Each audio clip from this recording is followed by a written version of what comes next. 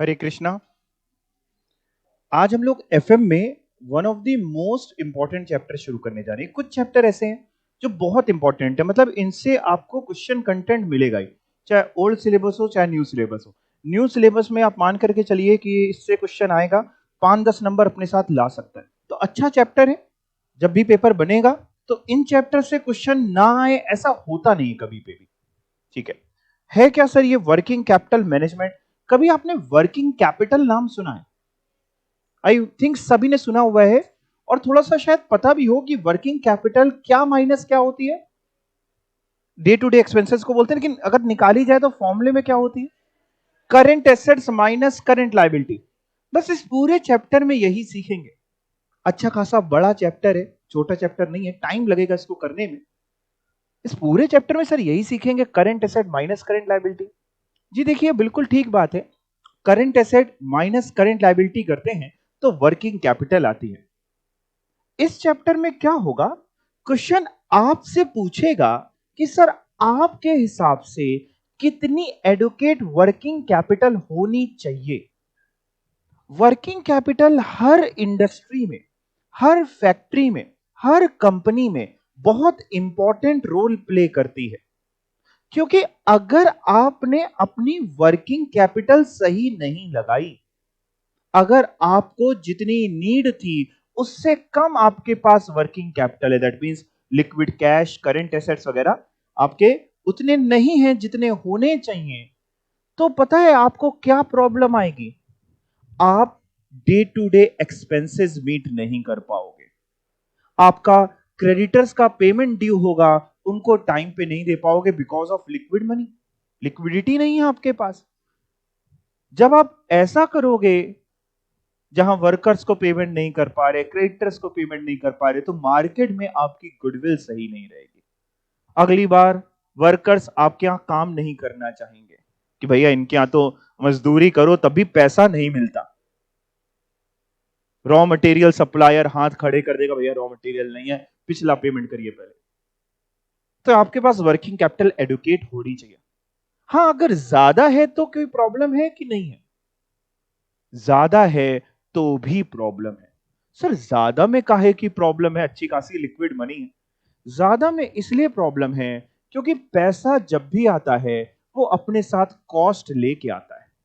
हो सकता है वो वर्किंग कैपिटल आपने बैंक से फाइनेंस करा रखी हो, बैंक से सीसी लिमिट ले रखी हो, कैश क्रेडिट लिमिट, जिसको हम लोग सीसी लिमिट या OD limit, OD means overdraft limit बोलते हैं, बैंक से शॉर्ट टर्म लोन ले रखा हो, 12-13% पे आपने लोन उठा रखा है बैंक से, तो जितनी जरूरत थी उससे ज्यादा की वर्किंग कैपिटल है, तो हो सकता है कुछ फंड्स आइडल पड़े हों, उसमें भी कॉस्टिंग आप दे रहे हैं। और अगर खुद के फंड से लोन नहीं लिया हुआ है तो भी उनकी कॉस्ट है, क्योंकि उस पैसे को कहीं पे आप जमा कर सकते थे, कहीं डिपॉजिट करके उसमें से इंटरेस्ट या कोई इनकम अर्न कर सकते थे। तो ना बहुत कम ना बहुत ज्यादा, वर्किंग कैपिटल एडुकेट होनी चाहिए। आपको क्या लगता है, सबकी जो वर्किंग कैपिटल की रिक्वायरमेंट होगी वो सेम होती होगी कि अलग अलग होती होगी? अलग अलग। जैसे हम सबके शरीर को, हम सबके लोगों को खाना जो चाहिए, खाने की हमारी जो फूड की रिक्वायरमेंट है वो भी अलग अलग है। किसी का एक रोटी में हो जाता है, कोई दो, कोई 10 भी खा लेते हैं। हाँ, नहीं आपको पता है गांव वगैरह वाले बहुत ही मेहनत करते हैं, जो मेहनती लोग होते हैं ना, जो खेत पे काम करते हैं इस तरीके से, तो बड़े बड़ा खाना खा जाते हैं, वो 10-10 15-15 रोटी खा जाते हैं। तो भाई सबकी बॉडी की रिक्वायरमेंट अलग अलग है, कौन कितना डाइजेस्ट करेगा। सेम तरीके से बिजनेस है, बिजनेस में वर्किंग कैपिटल की रिक्वायरमेंट अलग अलग है। अब आप ऐसे ही एग्जाम्पल ले लो, मान लो एक प्रोडक्ट है मैगी, नेस्ले वालों का, एक सनफिस्ट वालों का, वो आता है कौन सा, हिप्पी नूडल्स। दोनों एक तरीके से नूडल्स बेच रहे हैं मार्केट में, बट आपको क्या लगता है किसकी वर्किंग कैपिटल रिक्वायरमेंट ज्यादा होगी, किसकी कम होगी? मैगी की ज्यादा होगी, क्योंकि उनके यहाँ प्रोडक्शन ज्यादा है, डिस्ट्रीब्यूशन चेन ज्यादा है, रिक्वायरमेंट ज्यादा होगी। बहुत सारी चीजों से फर्क पड़ता है, आपकी कितना साइज है कंपनी का, या इवन नेचर ऑफ बिजनेस। अगर मैं नेचर ऑफ बिजनेस की बात करता हूं, मान लीजिए एक कंपनी है जो वाइन बनाती है। अब वाइन बनाती है, उसको स्टोर करती है, पुरानी करती तब बेचती है। वाइन जितनी पुरानी उतनी बढ़िया। तो ब्रांडेड कंपनी है, वाइन पुरानी करती है। अब उनकी अगर आप ऑपरेटिंग साइकिल को देखें तो वो बड़ी लंबी हो रही है। ऑपरेटिंग साइकिल मतलब जहां आपने पैसा लगा के रॉ मटेरियल खरीदा, फिर उसको कन्वर्ट किया अपने WIP में, फिर उसको प्रोडक्शन में और गया, फिनिश प्रोडक्ट में तब्दील हुआ, थोड़े टाइम बाद माल बिका, सेल हुई, डेटर में तब्दील हुआ, डेटर के बाद आपको पैसा रियलाइज हुआ, फिर कैश मिला, और ये चक्कर चलता रहेगा। बट ये चक्कर जो है, ये जितना लंबा होगा, आपकी वर्किंग कैपिटल की रिक्वायरमेंट उतनी बड़ी होगी। वहीं पे एक बहुत ही अच्छा एग्जाम्पल मैं हर बार लेता हूं, एक चाट के ठेले वाला। उसकी अगर हम वर्किंग कैपिटल रिक्वायरमेंट देखें तो अमूमन तौर पे थोड़ी कम आएगी, क्योंकि उसकी वर्किंग कैपिटल जो साइकिल, ऑपरेटिंग साइकिल, वो कम है। वो सुबह जाता है, आलू, प्याज, धनिया, जो जो उसको लेना है, मटर वगैरह, मैदा वगैरह, जो खरीदना है वो खरीदता है, दिन में तैयारी करता है, शाम को लगाता है, बेचता है, अपने पैसे रियलाइज करा लेता है। तो उसकी वर्किंग कैपिटल रिक्वायरमेंट बहुत कम है। तो डिपेंड करता है आप किस इंडस्ट्री को बिलोंग करते हैं। आप जब छोटे रहे होंगे, स्कूल गए होंगे, गए थे कि ऑनलाइन ही वाले थे, कोविड वाले, जैसे भी आप थे, आपको वहां सिखाया गया होगा करंट एसेट और करंट लाइबिलिटी का कुछ आइडल रेशियो सिखाया गया होगा, 2:1।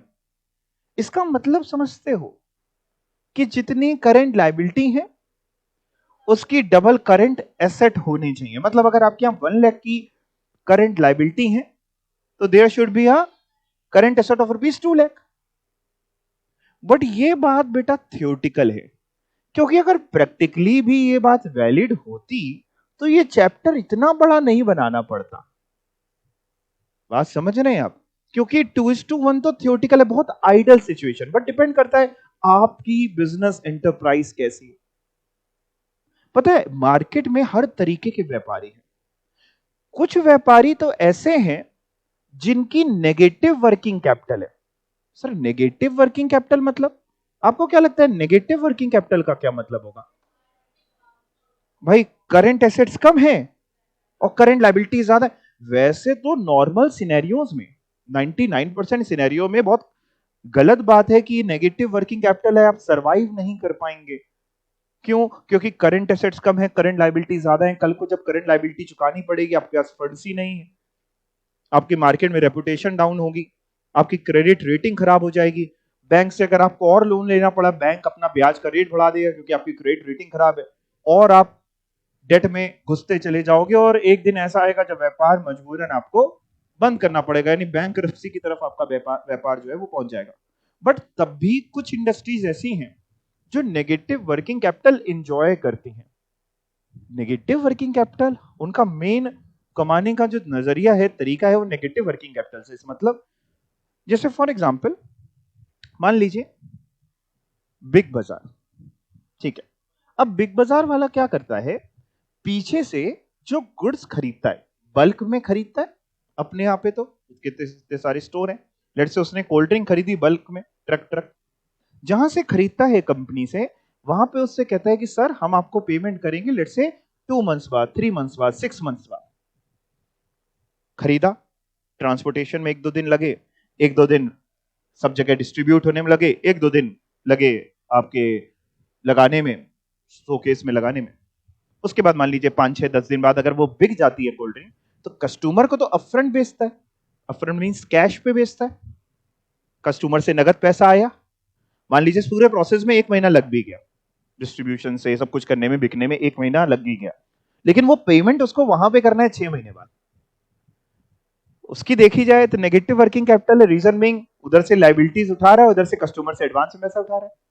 बट तब भी वो एंजॉय कर रहा है, वो चला ले रहा है अपना, उसका इसी में फायदा है। वो 5 महीने के लिए उस पैसे को कहीं इन्वेस्ट कर देगा, उसमें रिटर्न कमा लेगा, और फिर जाके आकर के जब ड्यू डेट आएगी चुका देगा। और ये तो रनिंग साइकिल है। मैकडी बहुत बढ़िया एग्जाम्पल है इसका। मैकडी में आप जाते हैं, पहले आपसे पैसा लेता है ना, पहले आप बिलिंग कराते हैं, फिर उसका कहता है किनारे हट जाइए। आप किनारे, यही होता है, हटो इधर, किनारे हटो, है ना। और फिर आप इंतजार करते हैं, हालांकि वो ज्यादा टाइम लगाता नहीं। उसका ये सबसे यूएसपी कह लीजिए कि भैया जल्दी कहीं पे आपकी ट्रेन मिस हो रही, भूख लग रही है, फ्लाइट मिस हो रही है, फटाक से आपने मैकडी में, आपको पता है ज्यादा टाइम नहीं लगाएगा, दे देगा। लेकिन सोचिए, जहां से वो सामान खरीद रहा है, जहां से वो अपनी ब्रेड्स या जो भी खरीद रहा है चीजें, वहां से बल्क में खरीदता होगा, वहां पे हैवी कौन होगा, हावी कौन होगा? मैकडी वाला। भाई सप्लायर की गरज है कि भैया हमसे खरीद लीजिए सर, हमसे ले लीजिए सर, क्योंकि उसका बल्क में बिक रहा है, तो अपने टर्म्स एंड कंडीशंस पे खरीदता होगा, उधारी पे खरीदता होगा, कस्टमर को अपफ्रंट बेच रहा है, नेगेटिव वर्किंग कैपिटल एंजॉय कर रहा है। बट सारे व्यापारी ऐसा नहीं कर सकते। हो सकता है जो व्यापारी किसी फील्ड में हो, वहां पे रॉ मटेरियल खरीद के लाना पड़ता हो नगद देके, और आपके प्रोडक्ट की डिमांड इतनी नहीं, आपको अपना प्रोडक्ट बेचना पड़ता उधार में।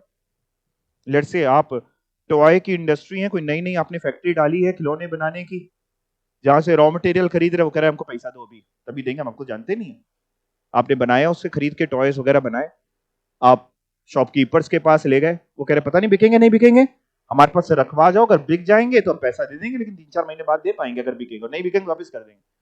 तो इधर आप कैश में सामान खरीद रहे हो, उधार में सामान बेच रहे हो, आपकी वर्किंग कैपिटल रिक्वायरमेंट बढ़ रही है।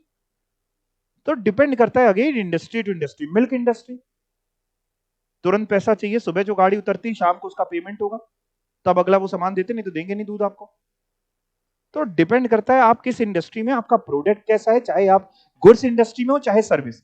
हाँ, इससे जरूर फर्क पड़ता है कि एक सर्विस इंडस्ट्री वाले की वर्किंग कैपिटल रिक्वायरमेंट अमूमन तौर पे, नॉर्मल तौर पे गुड्स वाले से कम होती, क्योंकि उसको कोई बेसिकली प्रोडक्ट ऐसा सेल नहीं करना, उसकी वर्किंग कैपिटल रिक्वायरमेंट थोड़ी कम होती, गुड्स वाले की ज्यादा होती। अच्छा, गुड्स वाले में भी एक होते हैं मैन्युफैक्चरर्स, एक होते हैं ट्रेडर्स। मैन्युफैक्चरर्स की बात करें तो मैन्युफैक्चरर्स के यहां फिक्स एसेट ज्यादा हद तक लगे होंगे, और इवन करंट एसेट्स की रिक्वायरमेंट भी बहुत ज्यादा होगी, स्टॉक वगैरह है ना, रॉ मटेरियल वगैरह, वेजेस का पेमेंट आउटस्टैंडिंग है, उनकी वर्किंग कैपिटल रिक्वायरमेंट है एज कंपेयर टू एक ट्रेडर। उसको सामान खरीदना और बेचना, उसकी भी वर्किंग कैपिटल रिक्वायरमेंट है, क्योंकि सामान खरीदना है, स्टॉक रखना है, बट उसकी फिक्स्ड एसेट की रिक्वायरमेंट थोड़ी कम होगी। देखिए, कोई भी व्यापार करने के लिए दो तरीके के फंड्स चाहिए, एक फिक्स्ड फंड्स चाहिए जो फिक्स्ड एसेट्स वगैरह में लग रहे हैं, और एक वर्किंग कैपिटल के लिए फंड्स चाहिए। फिक्स्ड फंड्स जो चाहिए वो आप ऑलरेडी चैप्टर पढ़ चुके हैं, कैपिटल बजटिंग वाला, कि मशीन लगाएं ना लगाएं, इन्वेस्टमेंट करें ना करें, वो बहुत सारी हम लोग ने एनपीवी से लेके आईआरआर की टेक्निक्स वगैरह हुई। अब बात करते हैं भाई वर्किंग कैपिटल के बारे में, वो ये चैप्टर हमको बताएगा। यहां तक आपके दिमाग में कुछ गया? कोई आपके दिमाग में कुछ डाउट है, कुछ डिस्कस करना हो? नहीं। आपको पता है बहुत बड़ी बड़ी इंडस्ट्रीज क्या करती है, अपने यहां जो एक्सपर्ट्स होते हैं ना, उनकी टीम बैठालती हैं, और वो इस चीज पे वर्क करते हैं कि साहब वर्किंग कैपिटल कैसे हम आपकी रिड्यूस करा दें, बिना प्रोडक्शन लाइन में इफेक्ट डाले, बिना क्वालिटी में, बिना क्वांटिटी में इफेक्ट डाले, हम कैसे वर्किंग कैपिटल कम करा दें। क्योंकि वर्क सपोज करिए, अभी तो हम लोग थ्योरेटिकल बातें कर रहे हैं, मान लीजिए एक इंडस्ट्री है जिसकी वर्किंग कैपिटल की रिक्वायरमेंट है 50 करोड़ रुपए की।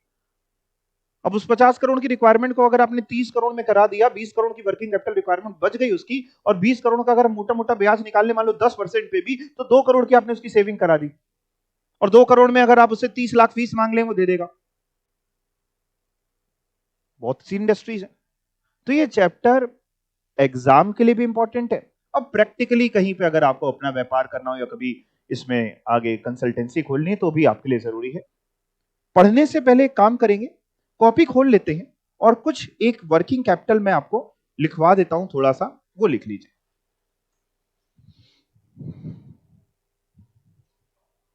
कॉपी निकाल लीजिए, या अगर बुक में ही कोई पेज अवेलेबल हो जाए तो वो निकाल लीजिए, कुछ भी एक चीज।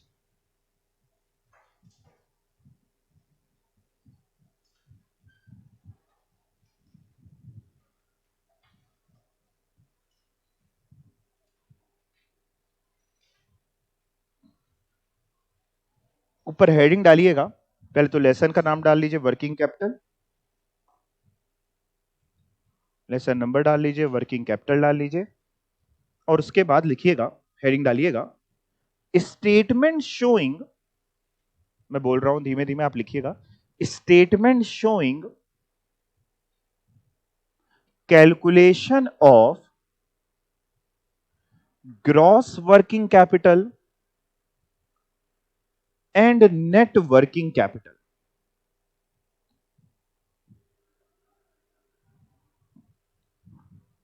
Statement showing calculation of gross working capital and net working capital, यानी कैसे वर्किंग कैपिटल निकालते हैं। एक छोटा सा फॉर्मेट लिखवा देता हूं ताकि ये चैप्टर जब हम लोग पढ़ेंगे तो हमको ना इजी लगे। तो एक बना लिया पर्टिकुलर्स का कॉलम और एक छोटा सा बिल्कुल अमाउंट का, क्योंकि अमाउंट में हमें कुछ लिखना ही नहीं, अभी तो क्रॉस क्रॉस क्रॉस करेंगे, फिर जब क्वेश्चन करेंगे तब लिखेंगे पर्टिकुलर्स का और अमाउंट का। पर्टिकुलर्स में सबसे पहले सर क्या लिखेंगे बेटा, हम लोग लिखेंगे करंट एसेट्स। हेडिंग डाल रहे हैं करंट एसेट्स, ये हेडिंग हो गई। जैसे सर किस तरीके के करंट एसेट्स हो सकते हैं, आपने छोटे में बैलेंस शीट्स वगैरह बनाई होंगी। करंट एसेट याद करिए जरा क्या क्या हो सकते हैं, क्या याद दिलाइए। स्टॉक हो सकता है, और डेटर्स हो सकते हैं, बिल्स रिसीवेबल्स हो सकते हैं, और इन्वेंट्री स्टॉक एक ही बात, और कैश हो सकता है, कैश एट बैंक हो सकता है, बहुत सारे हो सकते हैं। चलो स्टॉक से ही इन्होंने बोला, स्टॉक से ही शुरू करते हैं। एक मिनट रुकना। स्टॉक भी आपको पता है तीन तरीके के होते हैं। स्टॉक तीन तरीके के, एक स्टॉक होता है रॉ मटेरियल का, एक स्टॉक होता है WIP का, और एक स्टॉक होता है फिनिश गुड्स का। इसको समझा दें आपको क्योंकि इसकी जरूरत पड़ेगी। लेट्स से ये एक नॉर्मल पेन, हम ये पेन बनाते हैं। अब इस पेन को बनाने के लिए हमारे पास इंक रखी है, और भी जो प्लास्टिक वगैरह लगती है, इसकी निब वगैरह लगती है, वो सारी चीजें हमारे पास रखी हैं एज इट इज। तो वो है हमारे पास रॉ मटेरियल, जो उसका स्टॉक है वो रॉ मटेरियल का। उसके बाद ये पेन बनते हैं, और कुछ पेन ऐसे होंगे जो पूरे बन के तैयार रखे होंगे, जो अभी बिके नहीं होंगे, वो स्टॉक है फिनिश गुड्स का, फिनिश प्रोडक्ट का। तो सर WIP क्या है? साल के आखिरी में, लेट्स से आप 31 मार्च अपनी बुक्स को क्लोज करते हैं, 31 मार्च को कुछ आइटम्स ऐसे होंगे जो पाइपलाइन में होंगे, मशीन्स में होंगे, जो ना पूरे रॉ मटेरियल के फॉर्म में होंगे, ना पूरे फिनिश गुड्स के फॉर्म में होंगे। लेट्स से अभी इतना बना है फॉर एग्जांपल, तो वो है WIP का स्टॉक। वो भी तो करंट एसेट है, वो भी तो एसेट हमारे लिए, तो वो स्टॉक है WIP का। तो हम तीनों तरीके के स्टॉक की बात कर रहे हैं, यहां लिख भी लेते हैं। स्टॉक ऑफ रॉ मटेरियल, ये एक अमाउंट आ जाएगा। स्टॉक ऑफ WIP, ये भी एक अमाउंट आ जाएगा। स्टॉक ऑफ फिनिश गुड्स, ये भी एक अमाउंट आ जाएगा। इसके अलावा बहुत सारे आपने बताए, जैसे आपने कहा डेटर्स हो सकते हैं सर, तो डेटर्स का एक अमाउंट आ जाएगा, जिसको आप ट्रेड रिसीवेबल्स भी बोल सकते हैं। कैश एट बैंक हो सकता है, कैश एंड बैंक लिख देते। कैश एट बैंक में क्या आएगा, कैश आएगा कि बैंक आएगा? दोनों आ जाएंगे, कैश एंड बैंक दोनों बैलेंसेस। हो सकता है आपने किसी को शॉर्ट टर्म लोन या एडवांस दिया हो। अगर हम लोन या एडवांस शॉर्ट टर्म देते हैं तो मेरे लिए करंट एसेट होता है, लेते हैं तो करंट लायबिलिटी। तो शॉर्ट टर्म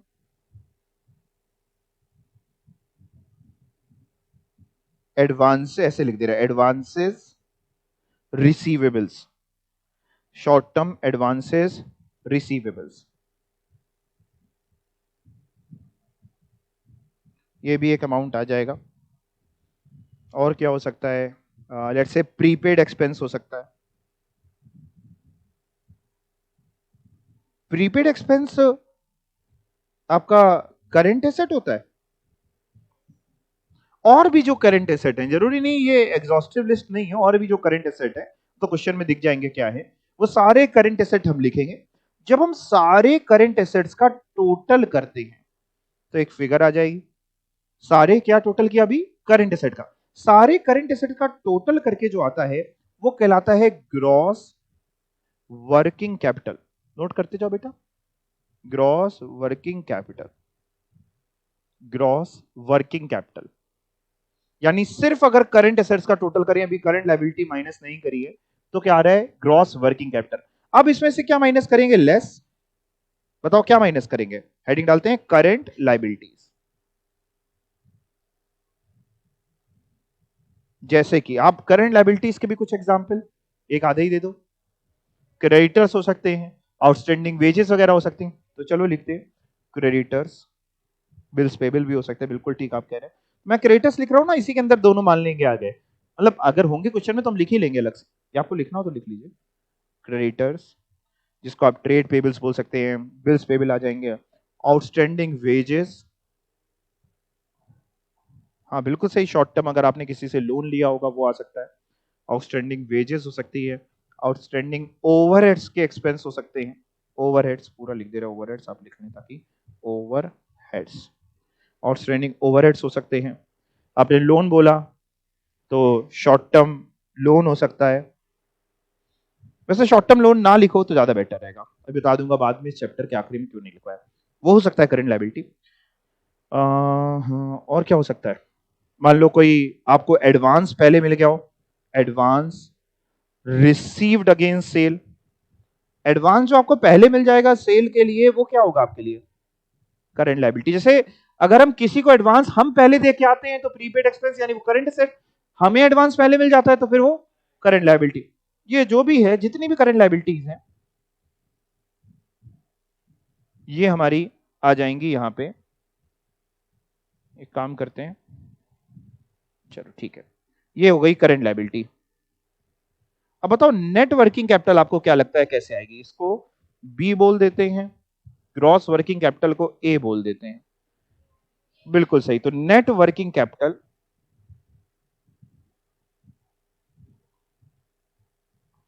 ए माइनस बी।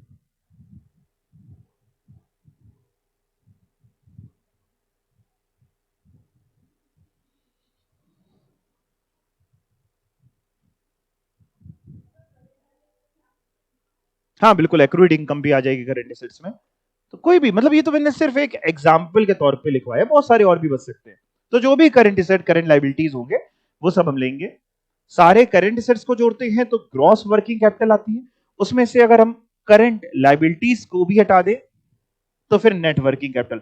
कभी अगर एग्जाम में आपसे बोलता है कि सिर्फ ग्रॉस वर्किंग कैपिटल दिखा दो, दैट मींस आपको सिर्फ करंट एसेट्स प्लस करने। और अगर नेट वर्किंग कैपिटल बोलता है तो आपको करंट लायबिलिटी भी माइनस करनी। और केवल अगर कभी वर्किंग कैपिटल वर्ड यूज करेगा तो आप क्या मानोगे उसको? अगर केवल आपको कह रहा है वर्किंग कैपिटल बता दो तो हम उसको ग्रॉस माने कि नेट? तो हम नेट मान करके उसको चलेंगे। अगर कुछ नहीं बता रहा तो हमारे लिए नेट है। अनलेस एंड अनटिल, जब तक हमसे ग्रॉस पूछेगा नहीं तो हम केवल ग्रॉस नहीं निकालेंगे, हमें नेट ही निकालना है। यहां तक बात समझ में आई? चलिए अब चैप्टर पढ़ना शुरू करते हैं, बहुत अच्छा सा चैप्टर है वर्किंग कैपिटल के बारे में। आइए पढ़ते हैं, जरा इंट्रोडक्शन से ही शुरू करते हैं। Capital required for a business, कोई भी व्यापार आपको करना है उसके लिए जो भी कैपिटल चाहिए, can be classified under to main categories. कौन कौन सी दो कैटेगरीज सर? एक फिक्स्ड कैपिटल और एक वर्किंग कैपिटल। फिक्स्ड कैपिटल वही फिक्स्ड एसेट्स वगैरह जो आप खरीदते हैं, और वर्किंग कैपिटल जिसको आप बता भी रहे हैं कि डे टू डे नीड्स के लिए। इस चैप्टर में हम लोग केवल किसके बारे में पढ़ेंगे आगे? Working capital. Every business needs funds for to purposes, दो पर्पसेस के लिए फंड चाहिए। क्या के लिए? फॉर इट्स एस्टेब्लिशमेंट, एस्टेब्लिशमेंट मतलब फैक्ट्री लगाना, मशीन्स खरीदना, शोरूम बनाना, जिसके लिए भी आपको फिक्स्ड एसेट चाहिए, एक उसके लिए चाहिए एस्टेब्लिशमेंट के लिए, एंड दूसरा किसके लिए चाहिए? Carry out its day to day operation. Long term funds, long term funds मतलब वर्किंग कैपिटल की fixed capital? Fixed capital, long term, ठीक है ना। Long term funds are required to create production facility. Production facility हम तैयार कर रहे हैं, जैसे कैसे? Through purchase of fixed asset, खरीद के ला रहे, जैसे कि प्लांट खरीद के ला रहे, machine, land, building, furniture etcetera. Investment in these asset represent that part of firms capital which is blocked on permanent और ए फिक्स्ड बेसिस, और जिसको हम क्या कहते हैं? फिक्स्ड कैपिटल, जो इस चैप्टर में नहीं पढ़ेंगे क्योंकि वो ऑलरेडी कैपिटल बजटिंग में कवर्ड है, वो इसमें कवर्ड है ही नहीं। फंड्स आर आल्सो नीडेड, इसको अंडरलाइन करिए। Funds are also needed for short term purposes, for the purchase of raw material, payment of wages and other day to day expenses. बहुत सारे खर्चे होते हैं व्यापार में। These funds are known as working capital. In simple words, working capital refer करता है वो पार्ट फर्म की कैपिटल का। फर्म की कैपिटल के दो पार्ट होते हैं, एक शॉर्ट टर्म वाले, एक लॉन्ग टर्म वाले। वर्किंग कैपिटल कौन सा पार्ट है? शॉर्ट टर्म वाला। Working capital refers to that part of the firm's capital which is required for financing short term or current assets such as cash, marketable securities, debtors, inventories. Thus investment in current assets keep revolving. बताओ आपका जो current asset है वो एक बार same रहेगा, मतलब static position में रहेगा कि चेंजिंग रहेगा, रिवॉल्विंग, चेंज होता रहेगा। Current asset keep revolving and being constantly converted into cash. जाहिर सी बात है, हमने स्टॉक खरीदा तो हमारा पर्पस ये नहीं कि इस स्टॉक को रखे रहे, हमारा पर्पस है स्टॉक को बेचे पैसा ले, या स्टॉक से अगर मैन्युफैक्चरिंग इंडस्ट्री रॉ मटेरियल से हम फ्रेश प्रोडक्ट बनाए, माल बेचे पैसा ले, तो वो keep revolving and constantly converted into cash. और फिर जब पैसा मिल जाएगा फिर क्या करेंगे, फिर अगेन चक्री चलेगी, फिर रॉ मटेरियल खरीदेंगे, फिर प्रोडक्शन करेंगे, फिर बेचेंगे, and this cash flow out again in exchange for other current assets. Hence it is also known as, इसको अंडरलाइन कर लीजिए, वर्किंग कैपिटल के और भी नाम ये बता रहे हैं। वर्किंग कैपिटल को रिवॉल्विंग कैपिटल भी बोलते हैं, सर्कुलेटिंग कैपिटल भी बोलते हैं, शॉर्ट टर्म कैपिटल भी बोलते हैं। अगर एक और देखें, in the words of Shubin, working capital is the amount of funds necessary काहे के लिए, to cover cost of operating enterprise, operate करने के लिए, डे टू डे खर्चे के लिए। एक और डेफिनेशन है, circulating capital means current assets of A company जो आपने चेंज करे in the ordinary course of business from one two another. Current asset means क्या लिखा है, current asset means capital, circulating capital means current asset जो आप change करें एक फॉर्म से दूसरे फॉर्म में। समझ गए ना इसका मतलब क्या, कैश से रॉ मटेरियल के फॉर्म में, रॉ मटेरियल से डब्ल्यूआईपी, डब्ल्यूआईपी से फिनिश प्रोडक्ट, वो चेंज होता रहेगा।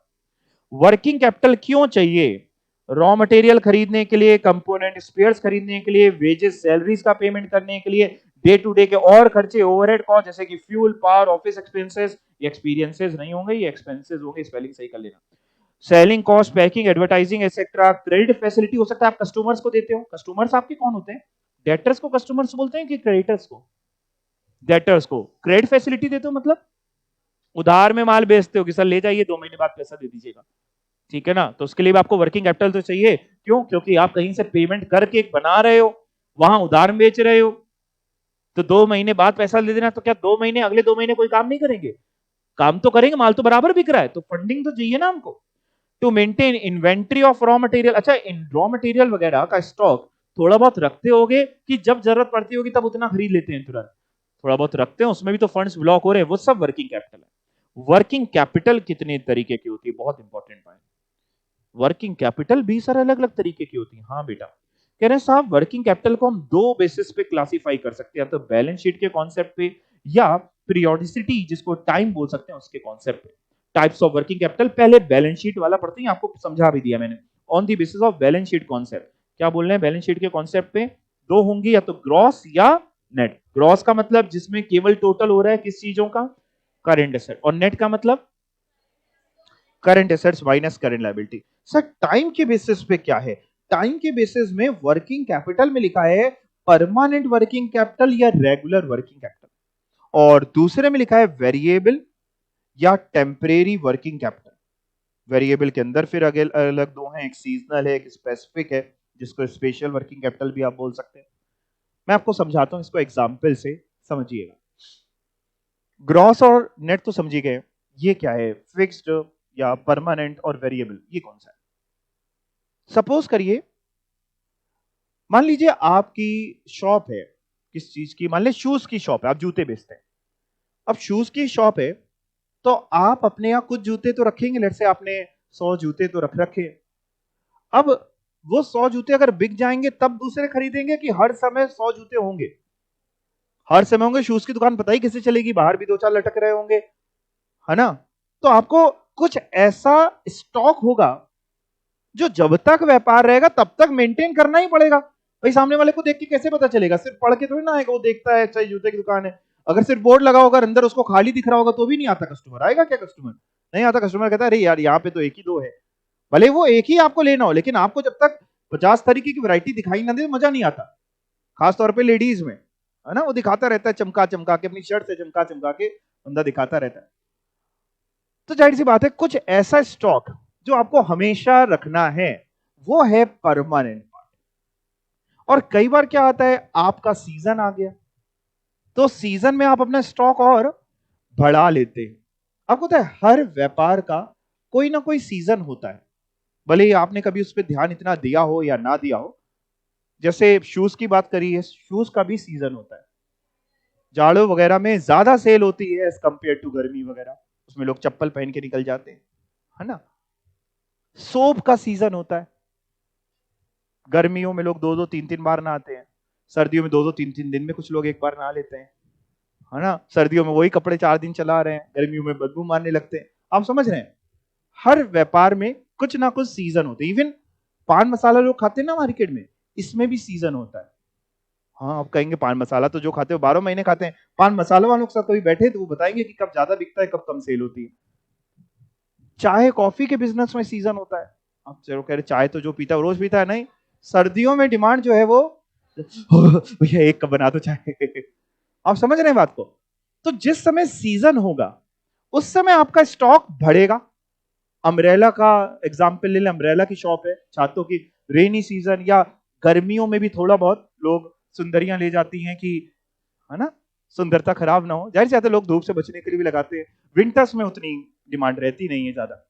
तो आप जिस तरीके का व्यापार कर रहे हो उस व्यापार में जो वर्किंग कैपिटल चाहिए, अगेन उसके दो पार्ट हैं, एक परमानेंट पार्ट है और एक आपका वेरिएबल पार्ट है। परमानेंट पार्ट में आपने जो पैसा लगाया वो जल्दी रियलाइज नहीं होगा, बिकेगा भी तो आप खुद फिर स्टॉक उतना लाके रख लेंगे। और वेरिएबल पार्ट के अंदर अगेन दो बोल रहे हैं, एक सीजनल, वो आप समझ गए, दूसरा स्पेसिफिक। मे बी स्पेसिफिक इसलिए हो सकता है, स्पेसिफिक बोल लीजिए, या स्पेशल सर्कमस्टांसेस में वर्किंग कैपिटल की रिक्वायरमेंट। लेट्स से आपके यहाँ या मान लीजिए किसी शॉपकीपर के यहाँ आग लग गई तो वो सारे छाते खराब हो गए, स्पेशल और लाने पड़े, या कोई स्पेशल ऑर्डर आया, मान लो कोई मैन्युफैक्चरर है उसके यहाँ कोई फिनिश प्रोडक्ट का स्पेशल ऑर्डर आया, हमें इस तरीके का प्रोडक्ट चाहिए, तो हो सकता है उसके लिए आपको एक्स्ट्रा खरीदना पड़ गया हो। तो कुछ भी जो एक्स्ट्रा, जो नॉर्मली नहीं होता, एक्स्ट्राऑर्डिनरी एक्टिविटी कोई, तो उसमें हो सकता है आपको जो जरूरत पड़े। बात समझ में आई? अब एक एक करके समझाएंगे भी। पहले बैलेंस शीट वाला समझते हैं। बैलेंस शीट में it may be either gross और net. Gross working capital is represented by total current asset. Net working capital क्या है? Excess of current assets over current liability.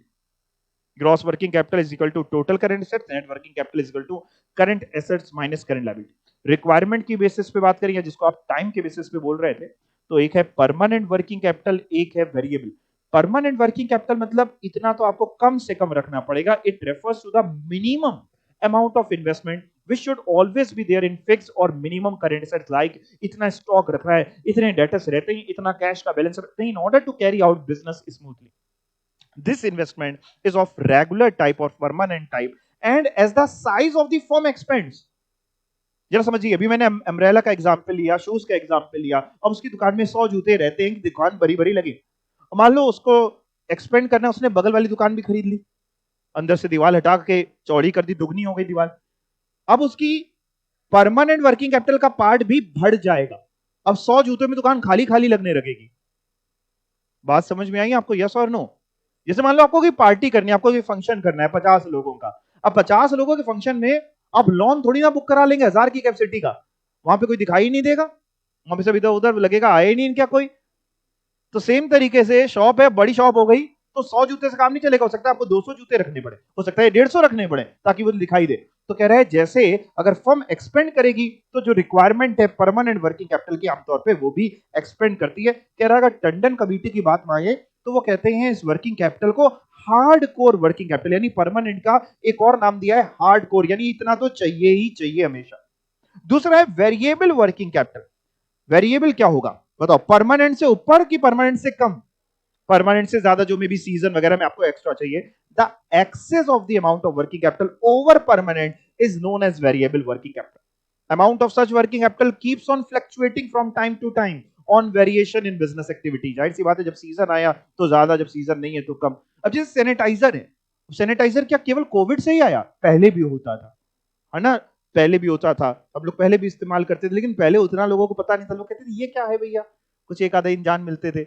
लेकिन अब सबको पता है, तो जब सीजन आया तो उनकी रिक्वायरमेंट उन्हीं इंडस्ट्री की बढ़ गई। ठीक है, तो amount of such working capital keeps on fluctuating from time to time on variation in business activity. It may be again divided, sub divided into seasonal and special, जिसको ऊपर स्पेसिफिक भी बोल रहे थे working capital. Seasonal working capital is required to meet the seasonal demand of busy periods occurring at stated intervals. On the other hand, special working capital is required to meet extraordinary need for contingencies.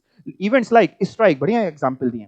मान लीजिए strike हो गई, अब उस समय पे आपका production ठप पड़ा है, रॉ मटेरियल ब्लॉक पड़ा है ना, आपको वर्किंग कैपिटल की रिक्वायरमेंट बढ़ जाएगी, उतना टाइम आपका और बढ़ रहा है. फायर लग गई, अनएक्सपेक्टेड कोई कंपटीशन आ गया, मार्केट में प्राइसेस बढ़ गए, कोई एडवर्टीजमेंट करना है, इन सब में आपको ज्यादा वर्किंग कैपिटल चाहिए. तो अगर ग्राफ फॉर्म में देखें परमानेंट और वेरिएबल, तो इन्होंने एक्स एक्सेस में टाइम लिया हुआ है, वाई एक्सेस में वर्किंग कैपिटल लिया हुआ है. और आप देखें तो एक है परमानेंट वर्किंग कैपिटल की लाइन जो कांस्टेंट दिखा रहे हैं ये, और इसके ऊपर है वेरिएबल वर्किंग कैपिटल की लाइन जो कभी बढ़ गया, कभी कम हो गया, बढ़ गया, कम हो गया, डिपेंडिंग अपॉन सिचुएशन, वो चलता रहेगा. समझ रहे हैं सर? ये जो परमानेंट वर्किंग कैपिटल होती है ये कांस्टेंट रहेगी क्या? ये टाइम के साथ पैरेलली रहेगी क्या? ये नहीं बढ़ेगी. अगर आपकी ग्रोइंग कंपनी है तो उसके लिए ये चार्ट फिर नहीं होगा, आपके लिए ग्रोइंग कंपनी के लिए ये वाला चार्ट होगा, जिसमें आप देखें तो परमानेंट वर्किंग कैपिटल भी धीमे धीमे बढ़ रही है. कि आप कोई शॉप वाला एग्जांपल की, एक शॉप थी, अब आपने दूसरी शॉप खरीद ली. या फैक्ट्री मैन्युफैक्चरर का एग्जांपल, पहले उसके यहाँ 4 मशीनें थी, उसने 2 मशीनें और खरीद ली, उसकी डिमांड बढ़ रही है, 2 मशीन और खरीद ली प्रोडक्शन के लिए. तो 2 मशीन और खरीदेंगे, जितना पहले रॉ मटेरियल का स्टॉक रखते थे अब उससे थोड़ा ज्यादा रखना पड़ेगा, जितने पहले लेबर्स लगे थे उससे थोड़ा ज्यादा, तो चीजें आपकी थोड़ी बढ़ेंगी.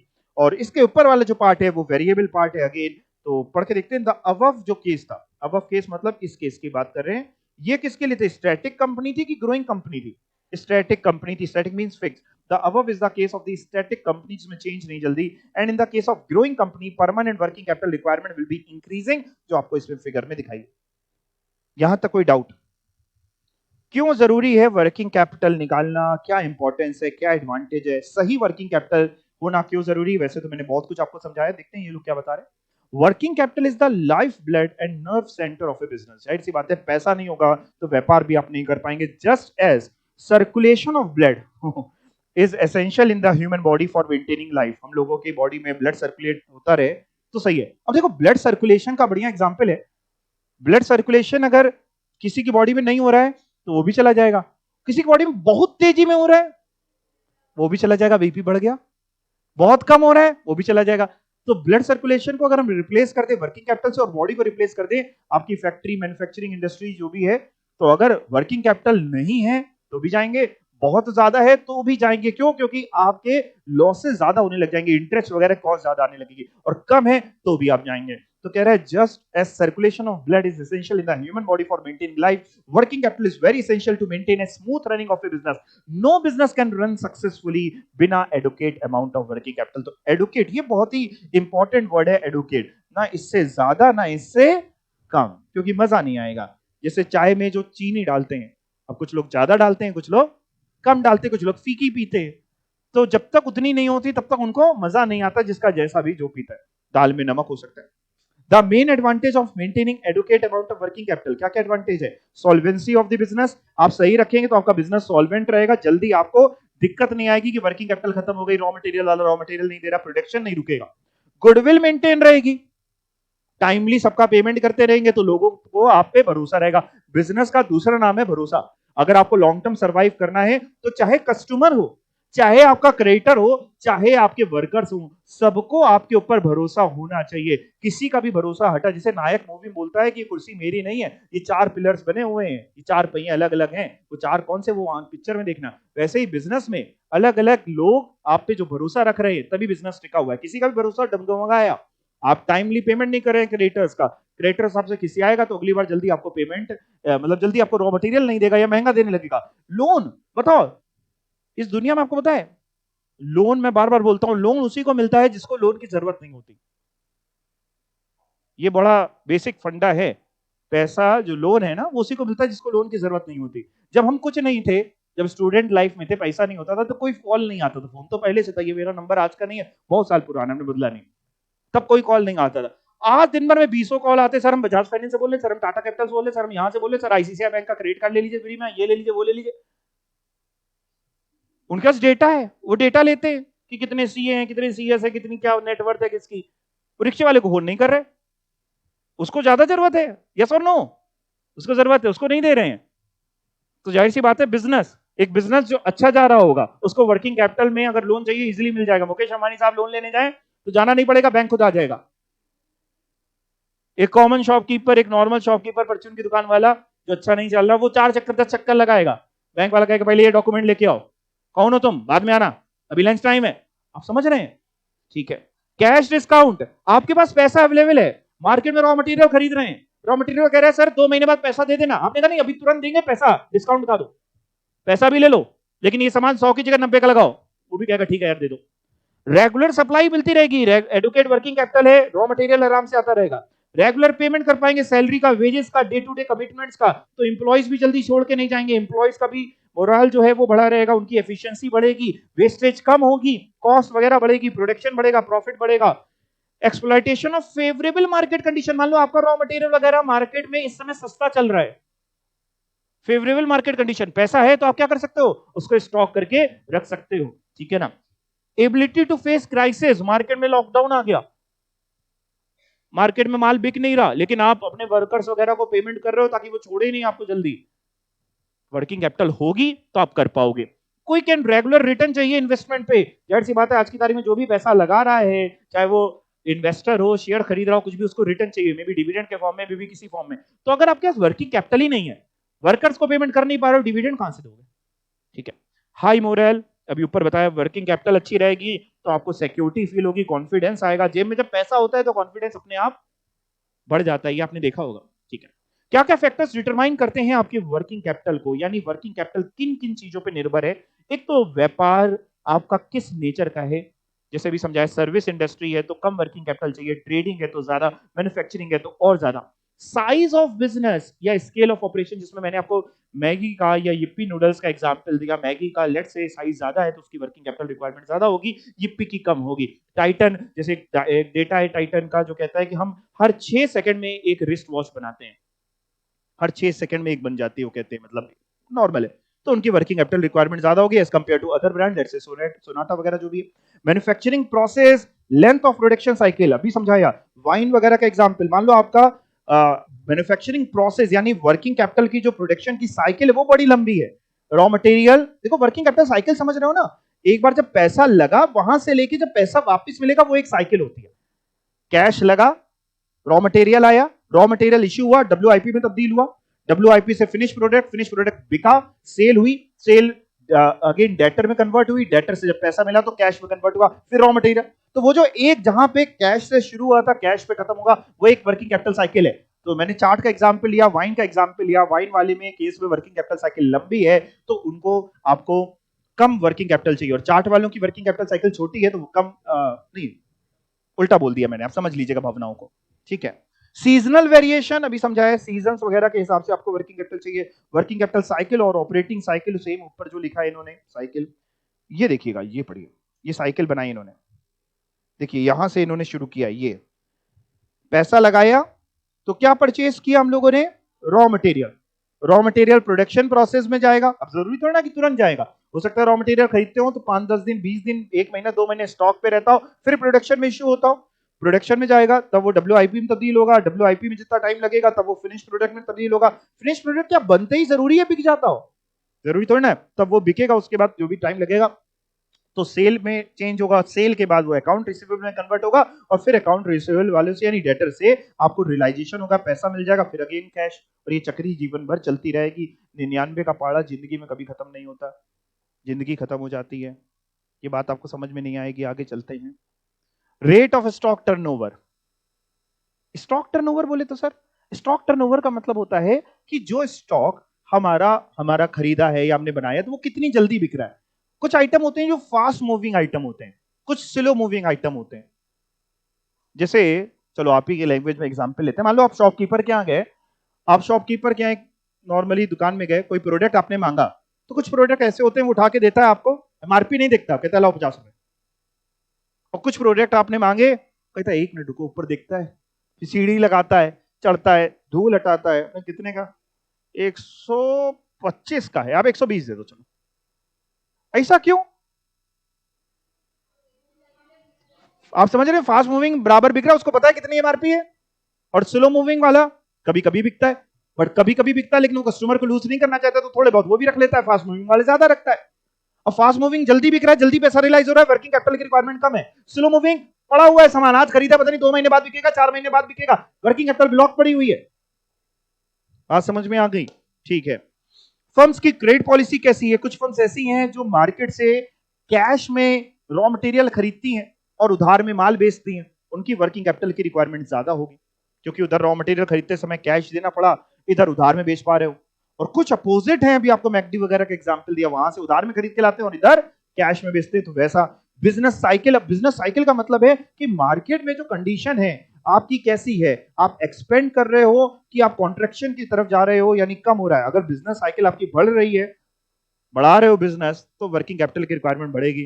कम कर रहे हो, 4 मशीनें थी अब 2 ही रख रहे हो, 2 हटा रहे हो, तो वर्किंग कैपिटल की रिक्वायरमेंट नॉर्मली कम होगी। Rate of growth of business, अभी आपने ऊपर देखा, जो बिजनेस जो कंपनीज ग्रोइंग कंपनीज होती है, इनकी परमानेंट वर्किंग कैपिटल भी क्या होती है? बढ़ती रहती है।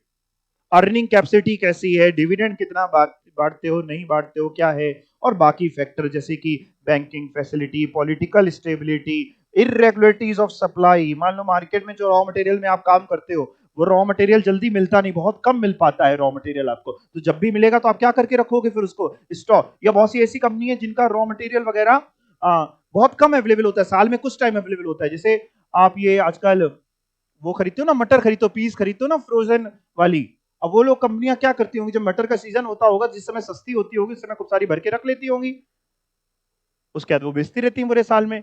चिप्स आप खरीदते हो तो वो कंपनियां आलू आलू सस्ता खरीद के चिप्स बना कर वो भी करती हो, ठीक है ना, सीजनल हो सकता है आपका। यहां तक कोई डाउट? ये सब अंदर पढ़ना है आपको।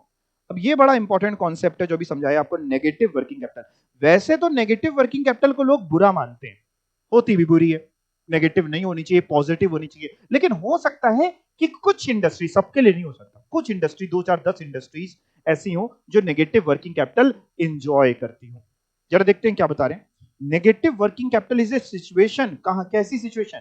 जिसमें current liabilities of the company are higher than current asset, तभी नेगेटिव वर्किंग कैपिटल होगी जब करंट लायबिलिटी ज्यादा होगी। Generally negative working capital sign है, अंडरलाइन करिएगा, आमतौर पे नेगेटिव वर्किंग कैपिटल अच्छा नहीं होता, तो is a sign that the company may be facing bankruptcy और a serious financial trouble. Current liability ज्यादा है, करंट एसेट्स कम। Poor working capital leads to financial pressure रहेगा कंपनी के ऊपर, वर्कर्स खड़े हैं पैसा मांगने के लिए, आपके पास पैसा नहीं है, रॉ मटेरियल सप्लायर पैसा मांग रहा है, पैसा नहीं है, फाइनेंशियल प्रेशर रहेगा। उधार और लाओगे, जब फाइनेंशियल प्रेशर रहेगा तो मार्केट से क्या करना पड़ेगा आपको? और बोरोइंग करनी पड़ेगी, क्रेडिटर से थोड़ा और समय मांगोगे, और इन सब से आपकी मार्केट में रेपुटेशन बढ़ रही होगी कि कम हो रही होगी? कम, आपकी क्रेडिट रेटिंग कम हो रही है। और इधर क्रेडिट रेटिंग कम हो रही है तो बैंक भी कहेगा भैया हम आपको देंगे नहीं लोन, या देंगे भी तो ज्यादा ब्याज पे देंगे, अगेन जिससे आपको एक बहुत बड़ी कॉस्ट, बहुत बड़ा पैसा चुकाना पड़ेगा। और ये सब करते करते अल्टीमेटली आपको व्यापार को एक समय ऐसा आएगा जब बंद करना पड़ जाएगा। Another situation is where company can sell their inventory and generate cash so quickly that they actually have a negative working capital. देखिए ये वाला जो पैरा है, ये वाला तो बड़ा खराब है साहब। अब ये नेगेटिव का ही नीचे से जस्ट अपोजिट टर्न ले लिया कि हो सकता है कोई इंडस्ट्री ऐसी हो जिसकी नेगेटिव वर्किंग कैपिटल, बट अंदर घुस के देखा तो वो एंजॉय कर रही नेगेटिव वर्किंग कैपिटल, वो अपना माल इतना जल्दी बेचती है और कैश ले लेती है और पीछे पेमेंट करती है रुक करके। तो कह रहा है another situation where companies can sell their inventory and generate cash so quickly that they actually have a negative working capital. These are the companies which take advance first against supply of goods or services. बात समझ में आई आपको? जैसे McD का example है यहाँ पे, McD have a negative working capital. अगर आप कभी टाइम मिले, जब पास हो जाएगा, तो मैकडी की पूरी स्टोरी कभी पढ़िएगा, बहुत सारे ऐसे बिजनेसेस हैं, मैं आपको बता भी दूंगा, जिनके बारे में पढ़िएगा तो बहुत नॉलेज आपको मिलेगी, बड़ा मोटिवेशन भी मिलेगा कि कैसे वो कहां पे पहुंचा, कैसे शुरुआत हुई उसकी। तो McDonald's had a negative working capital of इतने डॉलर मिलियन बिटवीन 1999 एंड 2000, लेकिन वो एंजॉय कर रहा था ये नेगेटिव वर्किंग कैपिटल, समझ गए ना, आगे कैश में बेच रहा और पीछे उधार में खरीद रहा है। Amazon.com, अब Amazon वाला क्या करता है, आपसे पैसा तुरंत ले रहा है, हम लोग कस्टमर है, पीछे सप्लायर को कह रहा है तुमको रुक के पैसा देंगे, हमारे थ्रू सामान बेचो। भाई देखिए मार्केट का एक सिंपल सा रूल है, राजा रूल करता है, तो जो उस समय राजा है, अभी इस समय राजा कौन होगा? अमेजॉन की एक छोटा शॉपकीपर जो उसके थ्रू प्रोडक्ट बेच रहा है, अमेजोन वाला, तो उसकी बात माननी पड़ेगी उसको, ठीक है। Amazon.com is another example. This happens because customers pay upfront and so rapidly that the business has no problem raising cash. In these companies, products are delivered and sold to the customer before the company even pays for them. Customer को दे दिया और आगे भी payment हमें करना बचा है। इन्होंने एक बहुत बढ़िया एग्जांपल लिया हुआ है। In order to understand how a company can have a negative working capital, let us take an example of Walmart. कह रहा है सपोज करो वॉलमार्ट का नाम सबने सुना हुआ है। वॉलमार्ट ने क्या किया, 5 लाख कॉपीज डीवीडी की ऑर्डर करी वार्नर ब्रदर्स की। डीवीडी जानते हो, अब तो डीवीडी वगैरह का जमाना चला गया, डीवीडी सीडी प्लेयर सब जानते हो। अच्छा फ्लॉपी जानते हो, फ्लॉपी भी जानते हो, फ्लॉपी कहां रही तुम लोग के जमाने में? देखिए फ्लॉपी कैसी किस कलर की होती थी, नहीं देखी होगी, पहले कंप्यूटर में फ्लॉपी लगती थी, ब्लैक कलर की होती थी, फिर सीडी डीवीडी का जमाना है, अब तो वो सब भी बहुत आउटडेटेड चीजें हो गई। खैर एग्जांपल देखते हैं।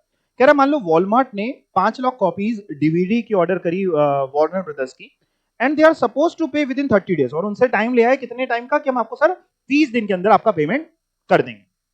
कह रहा व्हाट इफ, सोचो अगर ऐसा हो तो, इफ द बाई 6th और 7th डे, 6-7 दिन में वॉलमार्ट ने क्या किया, ऑलरेडी पुट कर दी DVD on the shelves of its store across the country, यानी सेल्स में लगा दी 6-7 दिन में, अभी पेमेंट नहीं किया, पेमेंट कितने दिन में करना है टोटल, 30 दिन में, और बाय द 20th डे मान लो उन्होंने सारी डीवीडी भेज दी।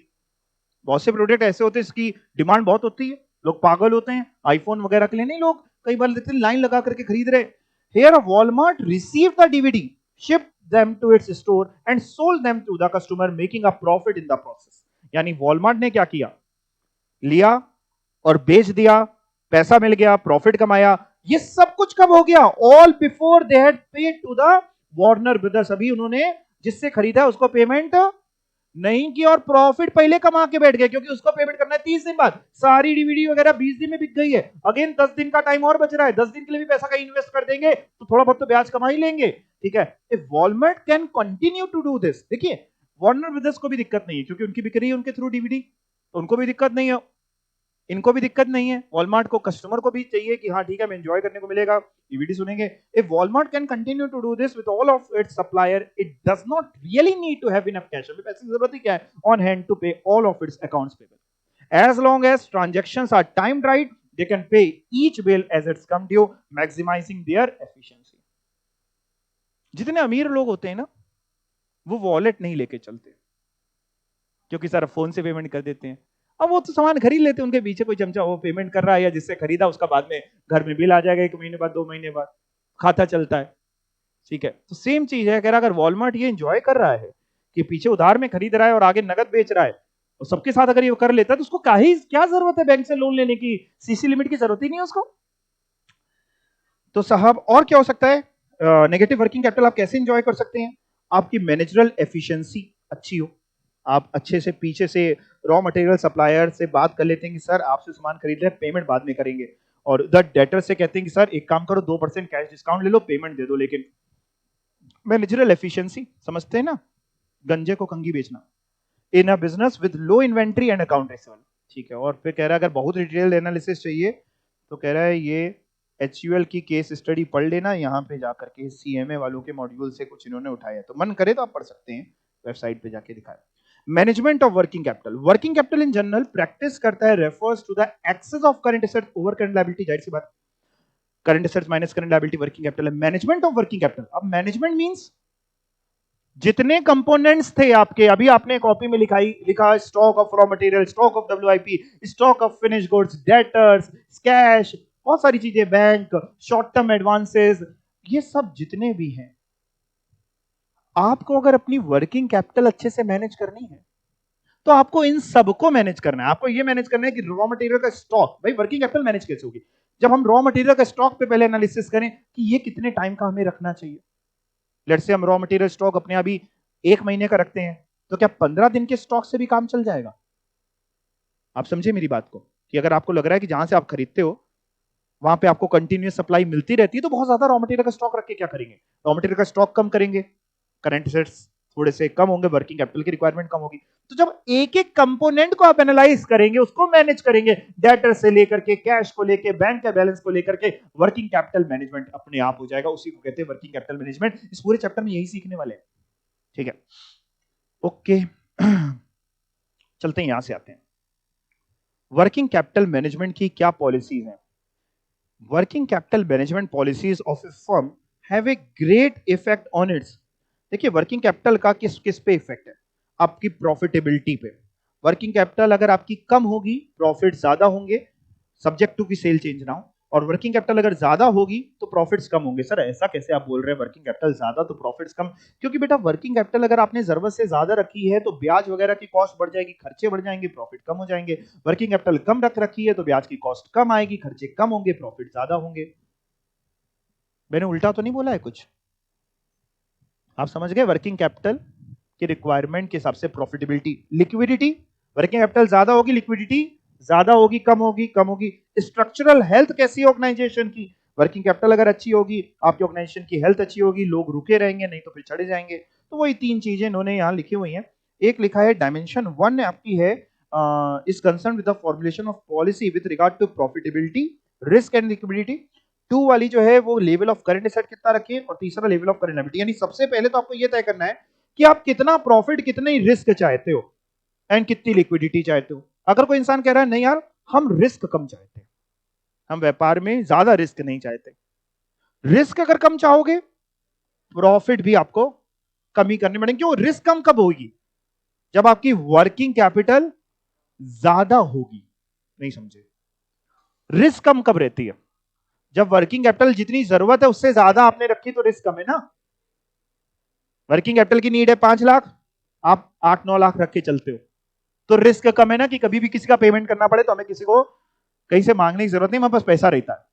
बट रिस्क कम करी अगेन, लेकिन प्रॉफिटेबिलिटी भी कम हो रही है, लोन ज्यादा लेना पड़ रहा है, लिक्विडिटी बढ़ रही है, लिक्विडिटी बढ़ेगी। तो पहले सबसे पहला पैरामीटर ये है कि आपको ये तय करना है कि आप व्यापार जो करने जा रहे हो उसमें आपकी अपनी, ये तो सबके बिजनेसमैन की क्षमता के ऊपर है, आपकी रिस्क टेकिंग कैपेसिटी कितनी है। सबसे पहला ही क्वेश्चन ही आता है। उसके हिसाब से आपको लिक्विडिटी कितनी चाहिए, प्रॉफिटेबिलिटी कितनी चाहिए। जब ये क्वेश्चन का जवाब आ जाए तब अगले क्वेश्चन की तरफ चलते हैं कि अब कितना करंट एसेट्स हम रखें। तो अगर रिस्क कम चाहिए तो करंट एसेट्स ज्यादा रखेंगे, रिस्क कम चाहिए तो करंट एसेट्स ज्यादा रखेंगे। तो कितना करंट एसेट्स रखें और कितनी करंट लायबिलिटीज रखें। अब जैसे बहुत से लोग कोई सामान खरीदते हैं, मान लीजिए आपको कार खरीदनी है, तो बहुत से लोग प्रेफर करते हैं कि यार लोन ले लेते हैं उससे खरीद लेते हैं, भले इन्वेस्टमेंट्स हो, इन्वेस्टमेंट्स को कौन तोड़ेगा, लोन लेके खरीद लेते हैं, लोन चुकाते रहेंगे। कुछ लोग प्रेफर करते हैं नहीं यार लोन वोन की सिरदर्दी हमें नहीं चाहिए, हमें सुकून की नींद चाहिए, तो हम इन्वेस्टमेंट तोड़ देते हैं और कार खरीद लेते हैं। तो ये किस पे, दोनों चीजें आपकी रिस्क टेकिंग कैपेसिटी पे, जो again situation to person differ करती है। जब तक रिस्क नहीं पता चलेगी, आपको अपनी प्रॉफिटेबिलिटी नहीं पता चलेगी, रिस्क सबसे पहला काम यही होता है, रिस्क का, रिस्क कितनी चाहते हो, ठीक है ना। तो वो जब तक नहीं होगा तब तक आप लेवल ऑफ करंट एसेट्स नहीं सोच पाओगे, और तब तक लेवल ऑफ करंट लायबिलिटीज नहीं सोच पाओगे। अब सर आते हैं कैसे निकालेंगे हम लोग वर्किंग कैपिटल की रिक्वायरमेंट। ओहो इतने सारे तरीके दे रहे हैं, वर्किंग कैपिटल कैसे निकालते हैं sir? Current asset minus current liability, वो तो करते हैं बेटा, वो नहीं कह रहे हैं यहाँ पे। लेट्स से हम अपनी वर्किंग कैपिटल की रिक्वायरमेंट को फोरकास्ट कर रहे हैं कि आगे हमें कितनी रखनी है, तो हम कैसे उसको फोरकास्ट करें कि कितनी होनी चाहिए, कितनी एडवोकेट है। तो उसके लिए कह रहे हैं एक तरीका होता है परसेंटेज ऑन सेल मेथड, एक regression analysis method, forecasting net current asset method, projected balance sheet method और ऑपरेटिंग साइकिल मेथड। ये सब सिखाएंगे, सब आएंगे एक एक करके। ओल्ड में भी है, न्यू में भी है। ओल्ड में इतने अच्छे से नहीं दिया इन्होंने, लेकिन दिए सारे कॉन्सेप्ट हैं। तो इसलिए दोनों लोग ध्यान से एक एक करके समझाऊंगा, पहले ऊपर से ही चलता हूं। The most difficult problem that is faced by the finance manager is the determination of amount of working capital required। कह रहा सबसे मुश्किल काम क्या है मालूम है? फाइनेंस मैनेजर का सबसे मुश्किल काम क्या है? वर्किंग कैपिटल कितनी होगी। देखिए ये सबसे मुश्किल काम इसलिए है क्योंकि अभी तो हम लोग थियोरेटिकल बात कर रहे हैं, हमें तो कुछ करना नहीं होगा, हमें तो क्वेश्चन में जैसा बोलेगा एक सेट पैटर्न होगा, एक सेट फॉर्मूला होगा, मुझसे निकाल लेंगे। लेकिन असलियत में सोचो, जो व्यापारी है वो सोचेगा बैठ के कि 1 महीने का रॉ मटेरियल का स्टॉक रखें, 2 महीने का रखें, कितना वर्किंग कैपिटल रखें, डेटर्स को समय दें ना दें। अगर आप डेटर्स को सामान बेचते हैं और उनसे कह रहे हैं कि हम आपको उधारी नहीं देंगे, हो सकता है आपकी सेल में फर्क आ जाए। सर सेल में क्या फर्क आएगा? सोचो, वो किसी और से ले लेगा, बगल वाला कॉम्पिटिटर 2 महीने की उधारी पे दे रहा है वही प्रोडक्ट, आप कह रहे हो उधारी पे नहीं देंगे। तो डिपेंड करता है, उधारी बढ़ा दो तो सकता है सेल बढ़ जाए, और हो सकता है कोई फर्क ही ना पड़े। अब इस इंडस्ट्री को, तो बहुत सारी चीजों पे फर्क पड़ता है। सबसे कह रहा मुश्किल का काम यही है फाइनेंस मैनेजर के पास कि कितना पर्टिकुलर लेवल होना चाहिए हमारा। और इवन प्रोडक्शन भी हम कितनी यूनिट्स बनाते चले जाएं, बना बना के बहुत सारा स्टॉक में भी रखना बेकार है। हो सकता है आपका प्रोडक्ट पेरिशेबल नेचर का बिक ही नहीं पाया, आप इस इंडस्ट्री को बिलोंग करते हैं जहां पे प्रोडक्ट जल्दी खराब हो जाता है, या लेट्स से आप मेडिसिन इंडस्ट्री ड्रग्स को बिलोंग करते हैं, ड्रग्स मतलब वो ड्रग्स नहीं, चरस गांजा फीम नहीं, वो दवाई।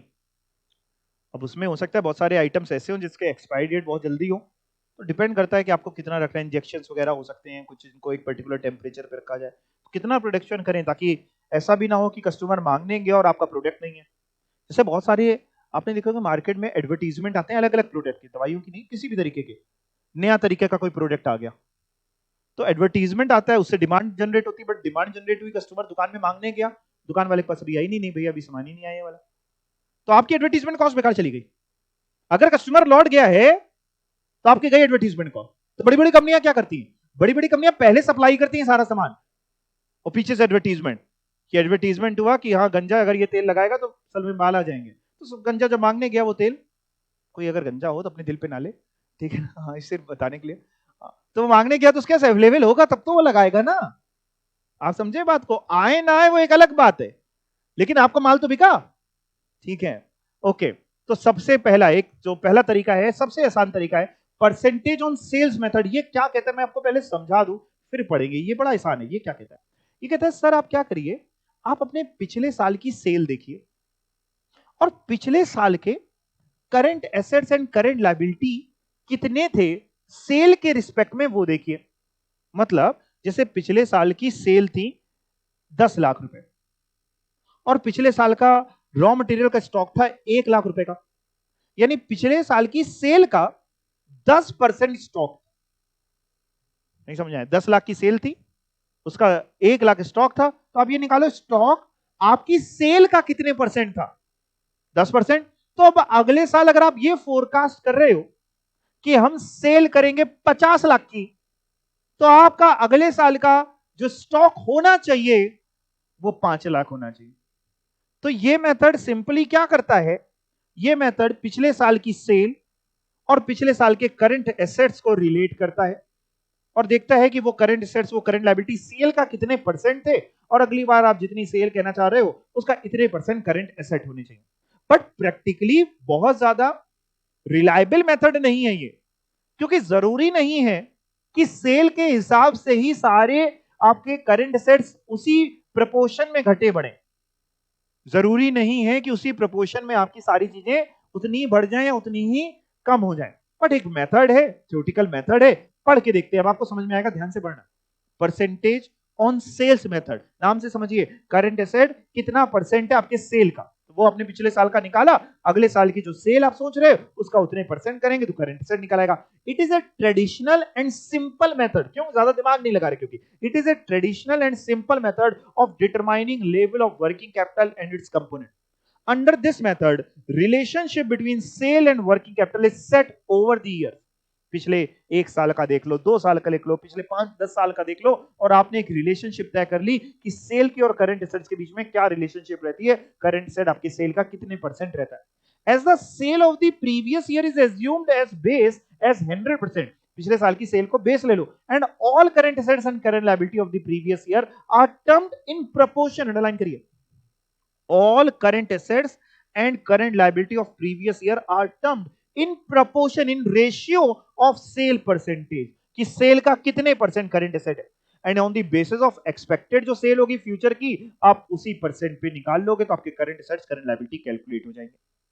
बात समझ में आ रही है? यस और नो? एग्जांपल जो मैंने दिया उसी को दिमाग में रखो। पिछले साल की सेल थी 10 लाख रुपए, आपका स्टॉक था रॉ मटेरियल का 1 लाख रुपए, तो आपने पहले ये निकाला पिछले साल आपका कितने परसेंट था स्टॉक, तो आपने कहा 1 lakh divide by 10 lakh into 100, यानी 10% था। अगले साल आप सोच रहे हो 50 लाख की सेल होगी, तो 10% यानी 5 लाख का स्टॉक होना चाहिए।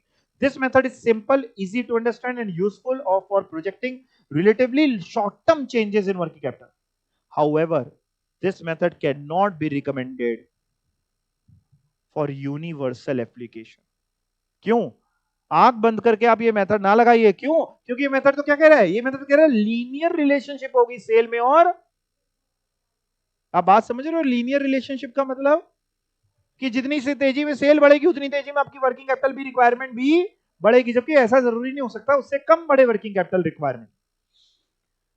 दूसरा आता है, यानी इसमें तो कोई प्रैक्टिकल नहीं दिया क्योंकि इसमें कुछ था ही नहीं, थ्योरेटिकली आ गया तो आप बता लेंगे।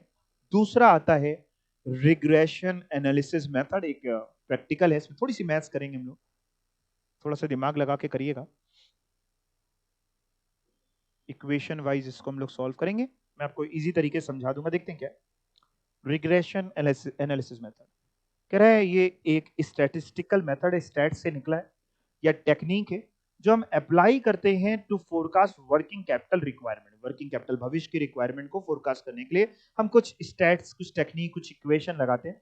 It is a useful statistical technique जो अप्लाई हो रही है for forecasting working capital requirement.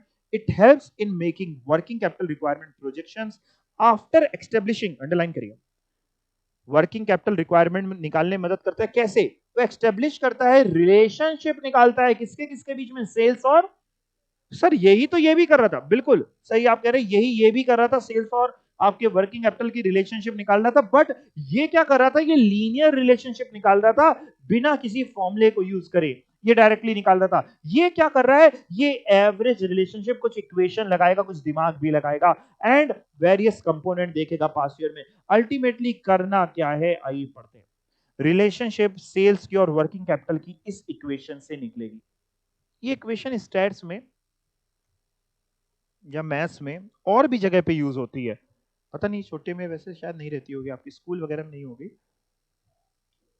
School में ऐसा कभी पढ़ाया गया था कि एक डिपेंडेंट वेरिएबल होता है, एक इंडिपेंडेंट वेरिएबल होता है?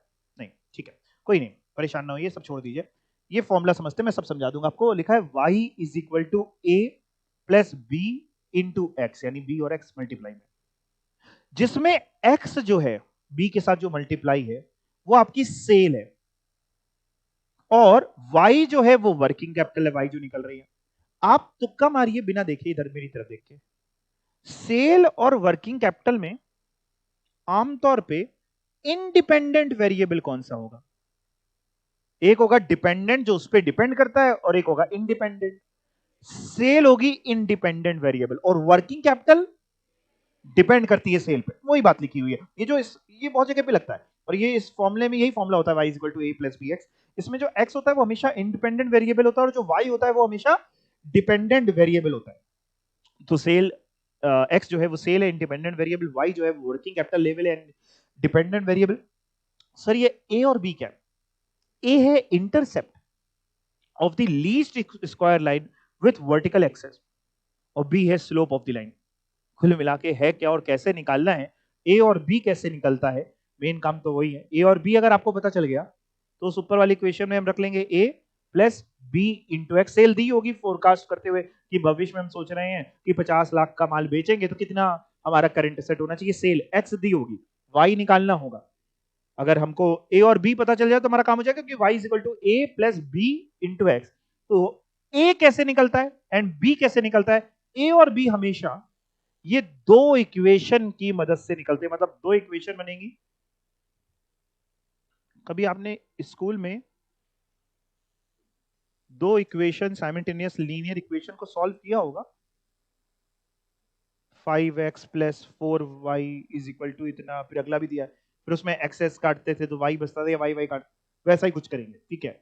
सर है क्या ये, बड़ा भयानक सा लिखा है, summation of y is equal to, या सिग्मा भी बोल सकते हैं, na plus b into summation x, और दूसरी equation summation x y is equal to a summation x plus b summation of x square, x जिसमें आपकी क्या थी, सेल थी।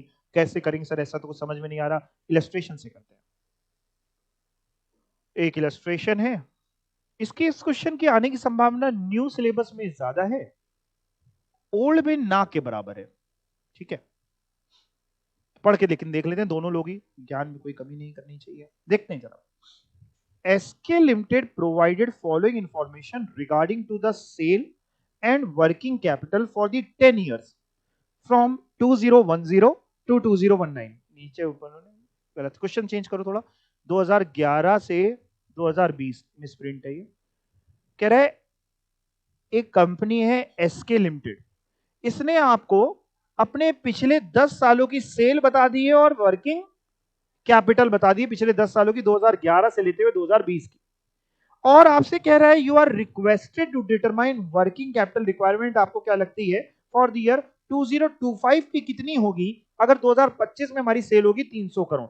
यानी ये जो है 2025 की सेल है, पहले तो इसकी बाद में बात करते हैं।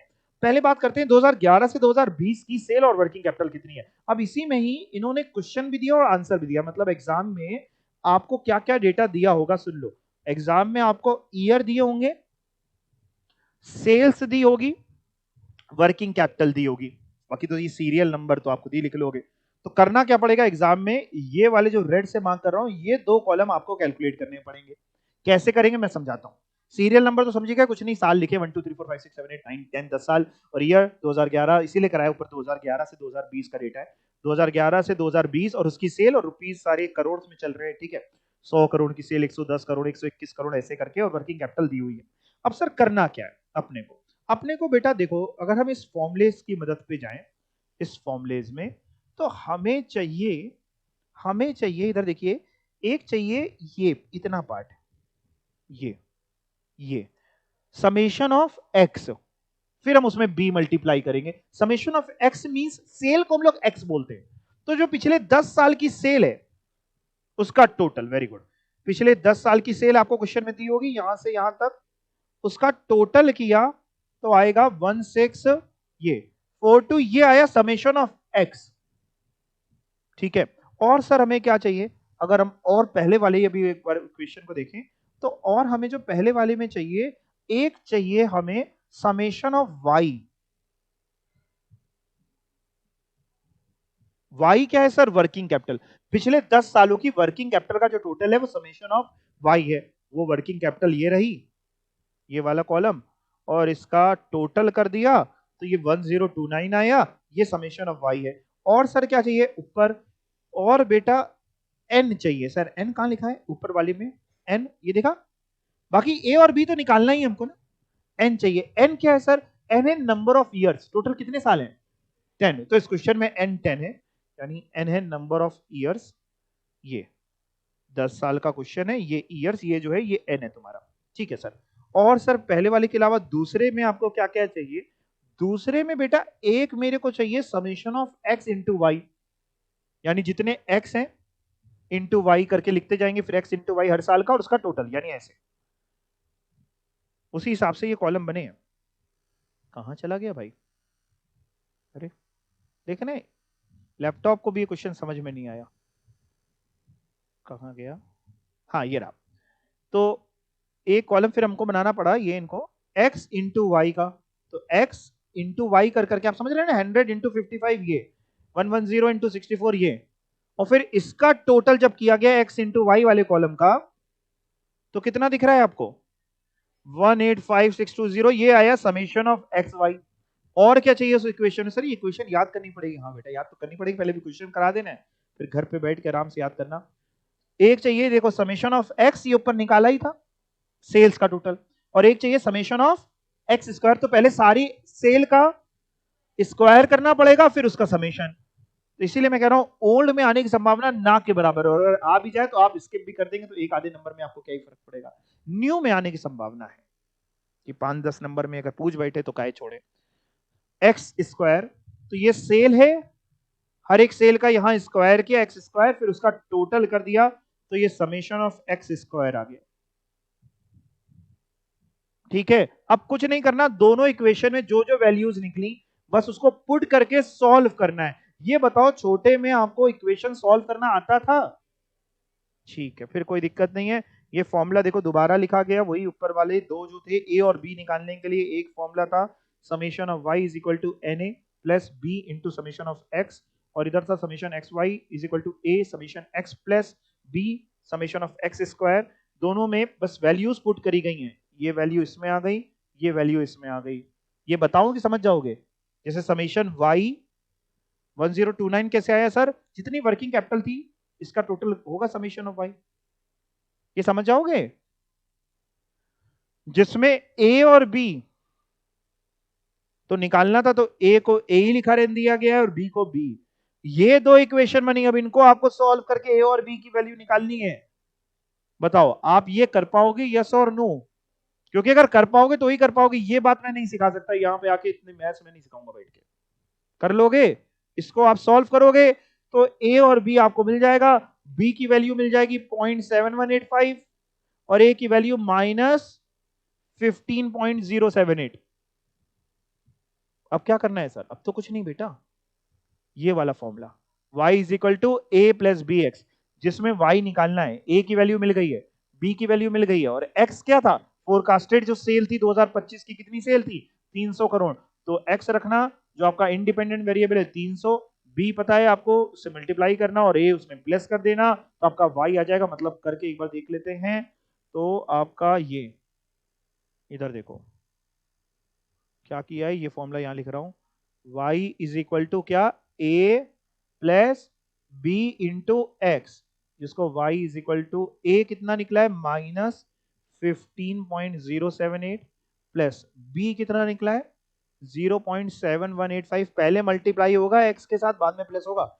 और x कितना इंटू x कितना था? 300 करोड़ की सेल थी, 2025 की पूछ रहा था। बस इसको मल्टीप्लाई कर लेना और फिर प्लस नहीं करना, ये माइनस का साइन है, माइनस कर लेना। करो एक बार तो आपकी आ जाएगा। इतना तो निकाल ही सकते हैं हम लोग।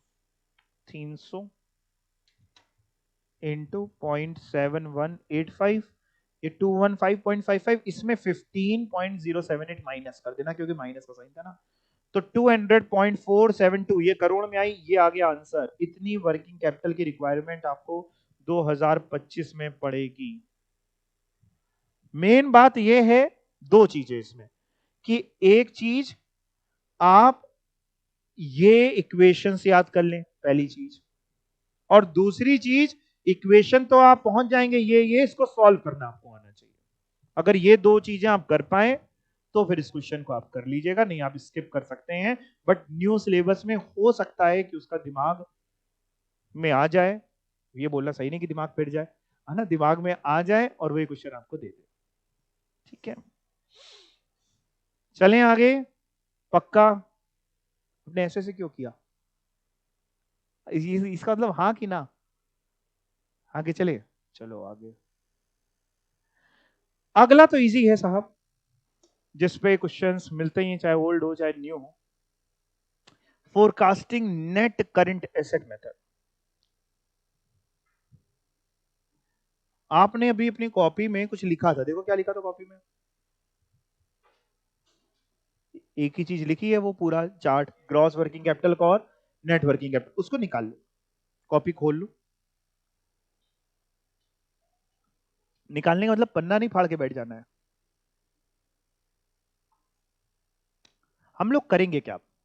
हम लोग को क्वेश्चन दिया होगा और क्वेश्चन में जो जो करंट एसेट्स होंगे हमें उनको निकालना पड़ेगा, हमें उनको एस्टिमेट करना पड़ेगा, और फिर हम उन करंट एसेट्स लिख लेंगे, करंट लायबिलिटीज एस्टिमेट करके लिख लेंगे, डिफरेंस निकाल लेंगे, हमारा आंसर आ जाएगा। लिखा भी है, this is a very much popular method for computing working capital requirement. Under this method सारे forecasted current assets and current liabilities को हम कंप्यूट करते हैं, पहले कंप्यूटेड फर्स्ट, देन उनको आइडेंटिफाई करते हैं और हमारे net current assets, net current assets बोले तो नेट करंट एसेट्स, बोले तो current assets minus current liability, जिसको आप नेट वर्किंग कैपिटल भी बोल रहे हैं। और कैसे करने वाले, अलग अलग एग्जांपल है, मेरे साथ चलिएगा, क्योंकि मैंने अभी आपको इसमें कोई फॉर्मूला कुछ सिखाया है, कुछ नहीं सिखाया है, मेरे साथ चलिएगा, ना कुछ सिखाऊंगा आपको, लेकिन तब भी आ जाएगा। पढ़ते हैं। आप परफॉर्मा कॉस्ट शीट दी हुई है एक कंपनी की, provides the following particular element of cost है और amount per unit. Okay, raw material 80 rupees. Sir ये क्या है अमाउंट पर यूनिट?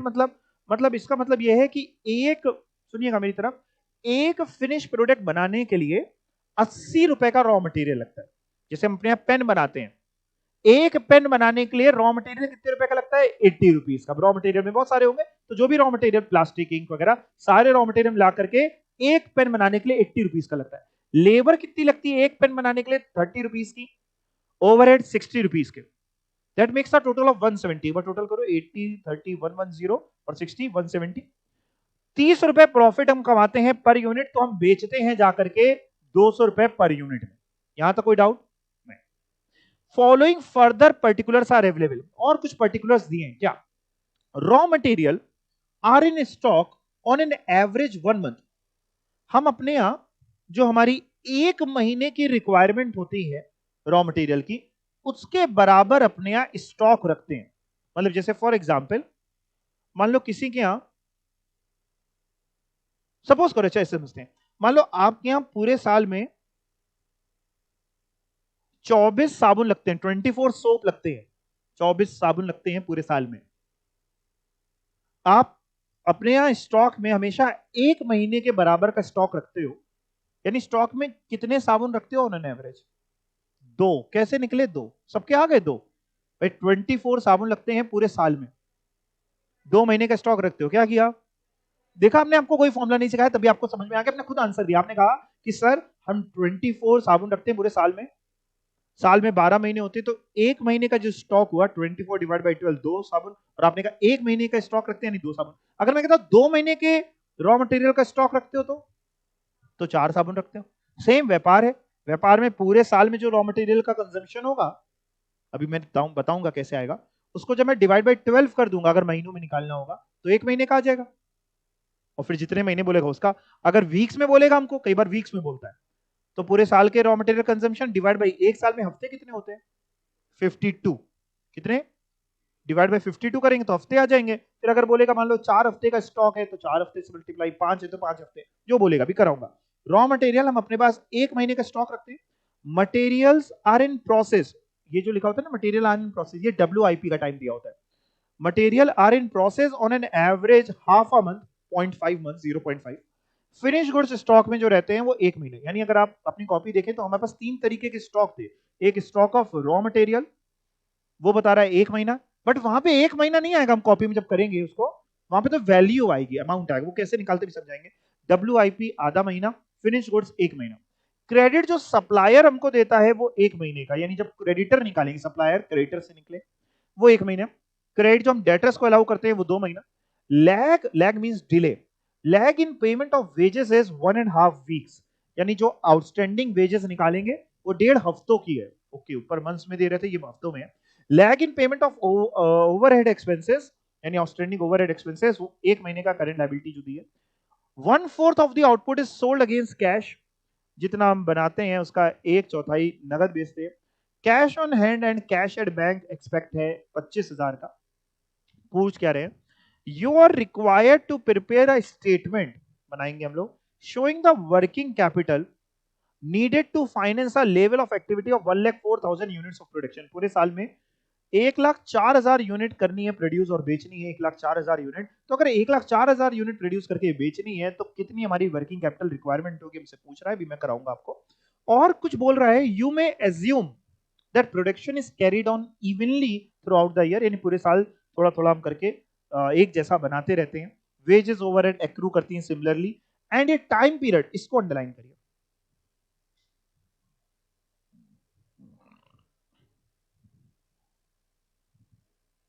वैसे हम लोग को पता भी है पूरे साल में 52 वीक्स होते हैं और एक महीने में अमूमन तौर पे 4 हफ्ते। क्वेश्चन ने बोल दिया कि आप क्या करिएगा, आप 4 वीक्स लीजिएगा इक्विवेलेंट टू अ मंथ, यानी जहां एक महीना लिखा उसको आप क्या समझिएगा, 4 हफ्ते। अगर ये लाइन नहीं बोलता तो मैं क्या कराता, पहले वो समझा दे रहा हूं जो मैं कराता। अगर ये लाइन ना लिखी होती, तो जैसे रॉ मटेरियल एक महीने का दिया है, तो हम पूरे साल का निकालते, हम उसको डिवाइड बाई 12 करते तो एक महीने का आ जाता। जैसे डेटर्स हमारे 2 महीने के दिए तो पूरे साल का निकालते, डिवाइड बाई 12 करते, इंटू 2 कर देते। बट यहाँ हफ्तों में बोल रहा है, अब हम क्या करेंगे, जिसे रॉ मटेरियल एक महीना है, हम महीना नहीं लेंगे, पहले उसको हफ्ते में कन्वर्ट करेंगे। एक महीने में बोले तो 4 हफ्ते, खुद भी बोल रहा है। और पूरे साल में 52 हफ्ते होते हैं, उसको मत चेंज करना। तो हम क्या करेंगे, पूरे साल में जो रॉ मटेरियल का कंजम्पशन है उसको डिवाइड करेंगे 52 से, तो एक हफ्ते का आएगा, इंटू 4 हफ्ते। एक आपको समझाता हूं, जैसे आप बताओ पूरे साल में कितनी यूनिट्स अपन बेचते हैं? जितना जितना बताओ, जितना जितना पूछो उतना ही बताना। पूछ, पूरे साल में हमारी टोटल प्रोडक्शन कितनी, कितनी यूनिट्स? 1,04,000, 1,04,000 दिख रहा है ना सबको? ये पूरे साल की है कि एक महीने की है? पूरे साल की है। हमको इतना बता दो, एक यूनिट बनाने के लिए कितने रुपए का रॉ मटेरियल लगता है? 80 रुपीज का। यानी पूरे साल में, पूरे साल में कितने रुपए का रॉ मटेरियल लगेगा? 1,04,000 यूनिट्स बनेंगी, एक यूनिट बनाने में 80 रुपीज का लगता है, तो पूरे साल में मल्टीप्लाई करो, 1,04,000 यूनिट्स पूरे साल में बनती हैं, और एक यूनिट बनाने के लिए रॉ मटेरियल 80 रुपीज का लगता है, तो पूरे साल में 83,20,000 रुपीज का रॉ मटेरियल लगेगा। 83,20,000 रुपए का आपका रॉ मटेरियल पूरे साल में लगेगा। ये पूरे साल का है। अगर मैं आपसे एक हफ्ते का पूछूं तो क्या करूं? इसको डिवाइड कर दूं उसको किससे? 52 से। 83,20,000 डिवाइड बाई 52, ये एक हफ्ते का स्टॉक हुआ है। 1,60,000 रुपीज भी लिख दे रहा हूं साथ में, 1,60,000 रुपए। ये कितने हफ्तों का स्टॉक है? एक हफ्ते। हमें कितने हफ्तों का चाहिए? 4 इंटू 4, 6 लाख।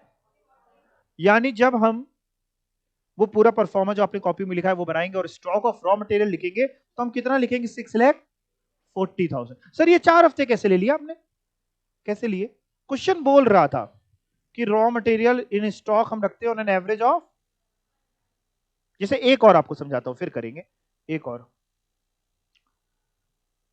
फिनिश गुड्स हम लोग बोल रहे हैं स्टॉक में रखते हैं on an average of 1 month. अच्छा, जो फिनिश गुड्स होते हैं उसमें क्या क्या खर्चा आ चुका होता है? रॉ मटेरियल लग चुका होता है, लेबर, ओवरहेड, यानी टोटल फिनिश गुड्स एक यूनिट का 170 का खर्चा है। आप पूरे साल में जो बनाते हो 1,04,000 यूनिट्स बनाते हो फिनिश गुड्स की, तो पूरे साल में जो टोटल फिनिश गुड्स का कॉस्ट है इंटू 170 करना,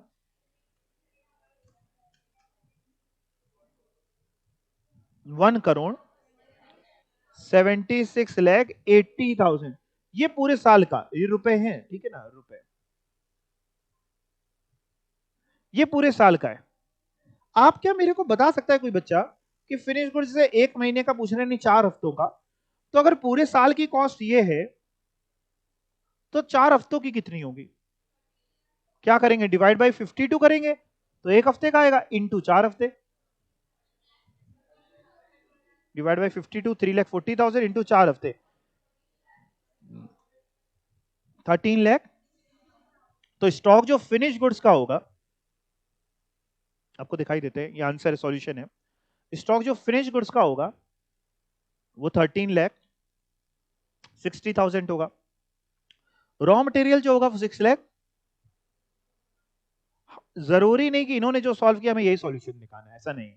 हमें तो केवल लिखना है जैसे स्टॉक ऑफ रॉ मटेरियल, और हमने आपको क्या सिखाया, यहां पे लिख रहा हूं। मैंने क्या सिखाया आपको? मैंने कुछ नहीं, मैंने बड़ा सिंपल तरीके से आपको सिखाया। मैंने कहा भैया 1,04,000 यूनिट्स बनती हैं, इंटू एक रॉ मटेरियल, एक यूनिट बनाने के लिए रॉ मटेरियल लगता है 80 रुपीज का, डिवाइड मैंने कराया इसको 52 से, इंटू 4 वीक्स। तो एक बार फिर से एक बार करके देखें तो यही आ रहा है, चेक कर लो। 1,04,000 इंटू 80, ये पूरे साल का हो गया, डिवाइड बाई 52 इंटू 4। सर ऐसे भी लिख सकते, बिल्कुल ऐसे ही लिखो। हम कौन सा इनका हमें कुछ करके आना है, मतलब ये करके आएंगे हमें पूरे नंबर मिलेंगे। फिर स्टॉक ऑफ फिनिश गुड्स हमने कैसे सिखाया? इन्होंने तीनों कंपोनेंट के अलग अलग दिखाए, रॉ मटेरियल में इतना, फिनिश ये इतना, ये इतना, ठीक है। लेकिन हम लोग कैसे लिखेंगे? हम ऐसे नहीं करेंगे, हम आपको इजी तरीका सिखा रहे हैं। क्या करेंगे हम लोग? हमने फिनिश गुड्स कैसे निकाले? 1,04,000 इंटू 170 डिवाइड बाई 52 इंटू 4 हफ्ते। तो ये हमारी फिगर आ गई। सर ये अलग से लिखने की जरूरत है? कोई जरूरत नहीं है। लिख भी देंगे तो भी गलत नहीं है, नहीं लिखेंगे तो भी गलत नहीं है। यहां तक समझ गए? पक्का? कोई दिक्कत? अलग से भी कैसे आया ये भी एक बार समझा दीजिए सर। अलग से बेटा ऐसे आया, देखो फिनिश गुड्स के तीन कंपोनेंट है, 170 तीन चीजों से बना था, 80 से, 30 से और 60 से। तो इन्होंने रॉ मटेरियल का 80 अलग निकाला, फिनिश गुड्स के लिए ऐसे किया, 1,04,000 इंटू 80 डिवाइड बाई 52 इंटू 4, तो यह है 6,40,000। फिर लेबर के लिए 1,04,000 इंटू इंटू इंटू इंटू कितना, लेबर कितनी थी, 30 रुपए की, लेबर 30 रुपए पर यूनिट थी। हाँ, लेबर आपकी 30 रुपए पर यूनिट थी, इंटू 30 अपॉन 52 इंटू 4। ओवरहेड कितने रुपए के थे, 60 इंटू 60 अपॉन 52 इंटू 4। तो ये आया ओवरहेड, ये आया, इन तीनों का टोटल ये आया। हमने क्या करा है, हमने कहा इतना टाइम थोड़ी ना हमारे पास, ये टोटल कराया 170। क्लियर?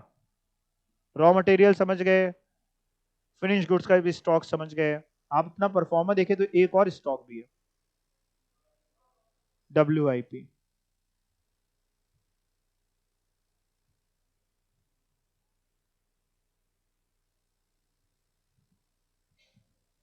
WIP के लिए कुछ बोल रहा है, क्या बोल रहा है, material are in process on an average, आधा महीना बोले तो हफ्ते में कन्वर्ट करना है, एक महीने में 4 हफ्ते, आधा महीना 2 हफ्ते। अब WIP के लिए 1 मिनट सुन लो मेरे को। WIP यानी वो स्टेज जो ना कंप्लीटली रॉ मटेरियल के फॉर्म में है और ना ही फिनिश पे। यानी जब हम WIP का वैल्यूएशन करें तो हम ऐसा नहीं कर सकते कि केवल 80 पे वैल्यूएशन कर दें, केवल 80 तो रॉ मटेरियल हो गया, और ना ही हम ऐसा कर सकते हैं कि WIP का वैल्यूएशन हम 170 पे कर दें, क्योंकि 170 अगर पूरा खर्चा हो चुका होता तो वो बन चुका होता फिनिश प्रोडक्ट। तो हम WIP का वैल्यूएशन कैसे करें, एक एग्जांपल है मेरे पास, उससे समझते हैं। मान लीजिए एक आटा चक्की है, आटा चक्की जानते हैं क्या पिसता है वहां पे, आटा नहीं पिसता, गेहूं पिसता है तो आटा बन जाता है। खैर, अब एक आटा चक्की है, मान लो वो क्या करता है, वो गेहूं पीसता है और क्या करता है, उसके पास मशीन है, उस मशीन से एक बार में पूरी बोरी गेहूं की पलटा देता है, लेबर एक लगा रखा है, और गेहूं की एक बोरी मान लो 100 रुपए की आती है, कितने रुपए की, 100 रुपए की। फिर लेबर उस पर ध्यान देता है कितना पीसना है कितना नहीं, और लेबर एक बार में एक बोरी पीसने के लिए 20 रुपए लेता है, और लाइट वाइट जलती है, बिजली का बिल आता है, एक बोरी पीसने में लेट से 10 रुपए की लाइट जल जाती है, यानी एक बोरी की जो टोटल कॉस्ट आती है वो 130 आती है। एक बार क्या हुआ, इन्होंने बोरी उसमें पलटाई पूरे गेहूं की, लेबर ने मशीन ऑन करी, वीट पिस रहा था, इतने में क्या हुआ, लाइट चली गई। कानपुर है, अब तो फिर भी लाइट की सिचुएशन बहुत अच्छी हो गई, मान लेते हैं लाइट चली गई, आधा पिस पाया था, कितना पिस पाया था, आधा, लाइट चली गई। और इत्तेफाक से उसी दिन 31 मार्च था, क्लोजिंग का समय था, और हमें WIP का वैल्यूएशन करना था। देखो इससे ज्यादा प्रैक्टिकल कोई नहीं सिखा सकता आपको। अब हमें उस मशीन के अंदर जो पड़ा है उसकी वैल्यू निकालनी है, उस मशीन के अंदर जो पड़ा है उसकी वैल्यू हम कैसे निकालें, उस मशीन के अंदर रॉ मटेरियल, ये रॉ मटेरियल है, ये लेबर है, और ये आपके ओवरहेड्स हैं। उस मशीन के अंदर जो रॉ मटेरियल पड़ा है उसकी वैल्यू कितनी है, पूरी 100, पूरी बोरी पलटा दी थी। लेबर कितने रुपए की लग चुकी है, 20 की नहीं लगी, 20 तो लेबर तब लेता है जब पूरी बोरी पिसती है, अभी तो आधी पिसी थी, 10 की लेबर लगी। अभी तो लाइट आएगी तब आधी और पिसेगी, मान लो लाइट आई 1 अप्रैल को, 31 मार्च को गई थी, तो लेबर लगी 10 की। बिजली कितनी लगी अभी, 5 की। जीरो कैसे किसने बोला, आधा तो पिसा ना, 10 की पूरी भी नहीं लगी, आधी लगी 5 रुपए की। यानी उस WIP का वैल्यूएशन अगर हम करते हैं तो वो आता है 115 रुपए, रॉ मटेरियल पूरा, लेबर और वेजेस आदि आदि। जब भी क्वेश्चन में आपको WIP का वैल्यूएशन करना होगा तो दो बातें होंगी। पहली बात, वो आपको हो सकता है स्टेज ऑफ कंप्लीशन बता दे।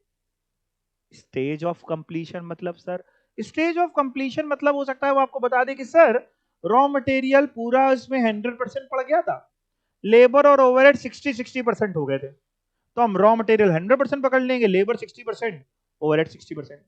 80% बोलेगा तो 80%, अगर वो रॉ मटेरियल भी 80% ही था तो वो भी 80%। यानी पहली चीज हो सकती है वो स्टेज ऑफ कंप्लीशन बता दे, और दूसरी चीज हो सकती है ना बताए। अगर स्टेज ऑफ कंप्लीशन में क्वेश्चन में बताएगा तो हम अपना कोई दिमाग नहीं लगाएंगे, हम जितनी स्टेज ऑफ कंप्लीशन जितनी दी होगी उतना करके WIP हमारी आ जाएगी। मतलब अगर रॉ मटेरियल कहेगा 80% कंप्लीट है तो रॉ मटेरियल जो पर यूनिट कॉस्ट जैसे हमारे क्वेश्चन में जितनी भी है उसका 80, जैसे इसमें 100 है तो उसका 80% निकाल लेंगे। वेजेस कहेगा 70% है, 70 ओवरहेड जो कहेगा वो। कुछ कभी ना कहे। दूसरा काम हो सकता है वो आपको स्टेज ऑफ कंप्लीशन ना बताए, जैसे कि इस क्वेश्चन में जो हम लोग करने वाले हैं इसमें नहीं बता रहा। जब कभी कुछ नहीं करता तो हम लोग एक जनरल एजम्पशन लेके चलते हैं क्वेश्चन सॉल्व करने के लिए। एक जनरल एजम्पशन हमारी रहती है, और हमारी एजम्पशन ये रहती है कि रॉ मटेरियल हम लोग मानते हैं कि 100% हो गया होगा और बाकी खर्चे आधे आधे, यानी रॉ मटेरियल पूरा और बाकी खर्चे आधे आधे। ये एजम्पशन मैं फिर से बोल रहा हूं, ये तभी होगी जब क्वेश्चन आपको कुछ भी स्पेसिफाई नहीं करेगा। अगर स्पेसिफाई करेगा तो फिर हमारी एजम्पशन का कोई लेना देना नहीं है। तो इस क्वेश्चन में तो कुछ भी बता नहीं रहा था, इस क्वेश्चन में तो सिर्फ इतना बताया कि साहब WIP का जो टाइम है वो आधा महीना यानी 2 हफ्ता है, बट उस WIP में कितना रॉ मटेरियल लग चुका है, कितने लेबर लग चुका है, कितना ओवरहेड लग चुका है, उनका परसेंटेज ऑफ कंप्लीशन नहीं बताया। जब नहीं बताया तो हम क्या करेंगे, हम रॉ मटेरियल तो पूरा पकड़ेंगे यानी 80 रुपए, लेबर 30 की तो लगती जब पूरा बन गया होता। WIP तो हम कितनी माने, आधी मानेंगे यानी 15 रुपए की। ओवरहेड 60 है तो उसका आधा लेंगे यानी 30 रुपए। टोटल करिएगा जरा 125। ये एक यूनिट का आया, याद रखना। कितने कितनी यूनिट्स की WIP का आया, एक।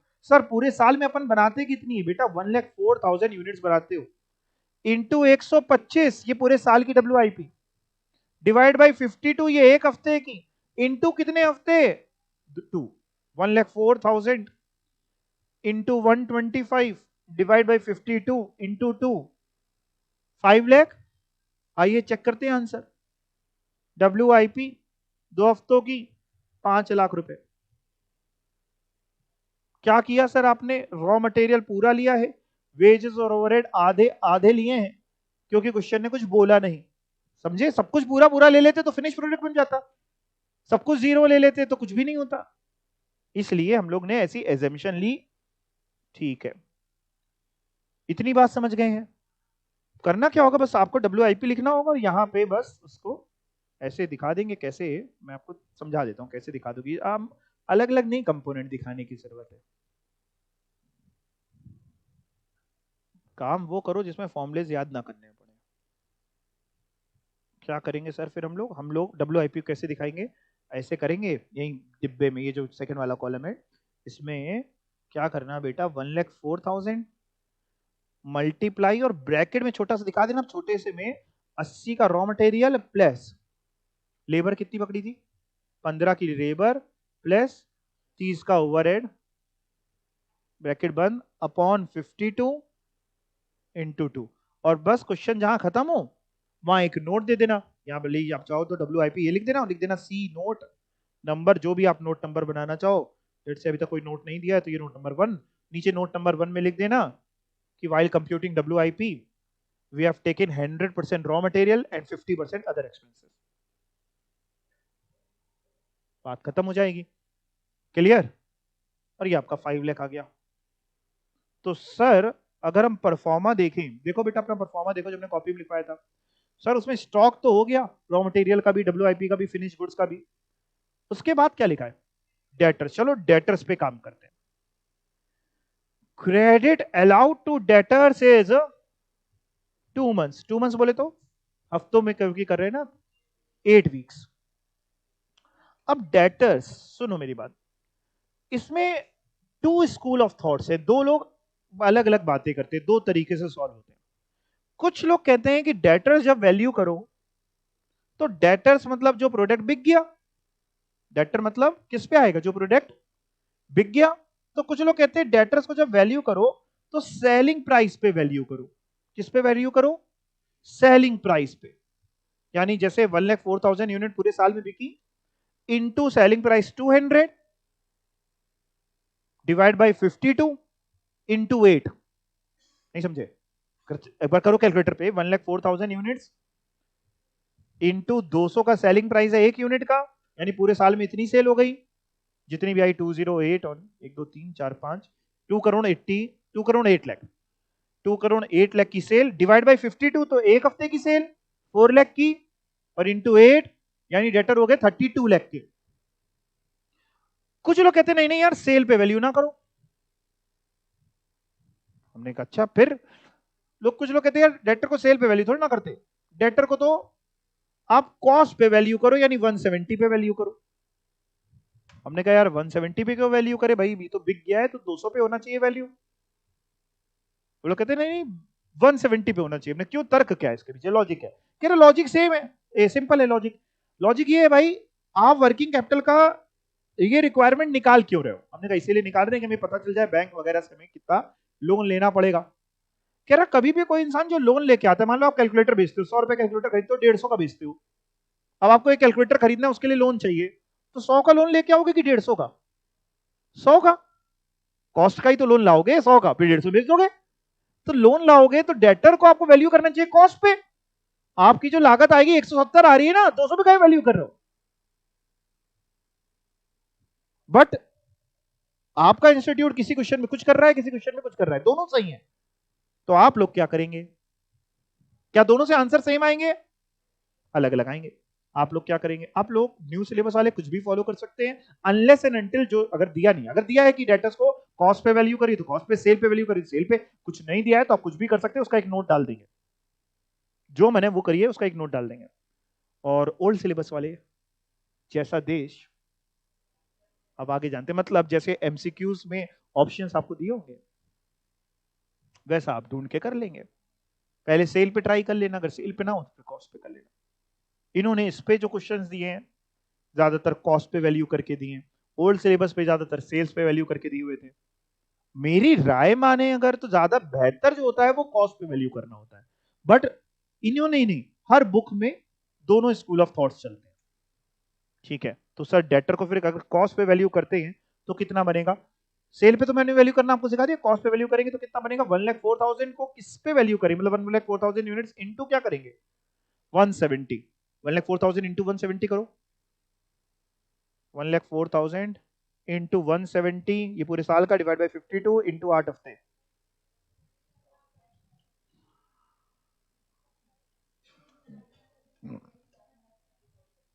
हम्म 27 लाख ये हमारा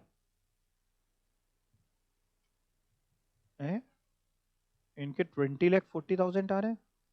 फिर से करते हैं एक minute, 1,04,000 into 170 divide by 52 into 8 हफ्ते। इनका गलत आ रहा है, हटाओ ये आएगा 27,20,000। बार देखिए इनका टोटल यही है क्या? कहीं तो कुछ गलत किया होगा, बता रहा हूं आपको क्या गलत किया है।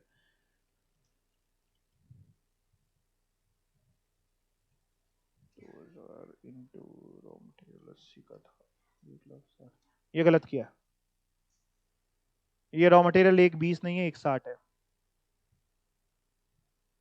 अब मैं ये नहीं बताऊंगा कैसे आया, आपको मेरा तरीका समझ आ गया ना, ये गलत है। इसको सही सही कर लेते हैं, अगर 1,60,000 इंटू 8 करें तो ये 12,80,000 होगा, और फिर अब आप टोटल करेंगे तो ये मेरे आंसर से मैच होगा।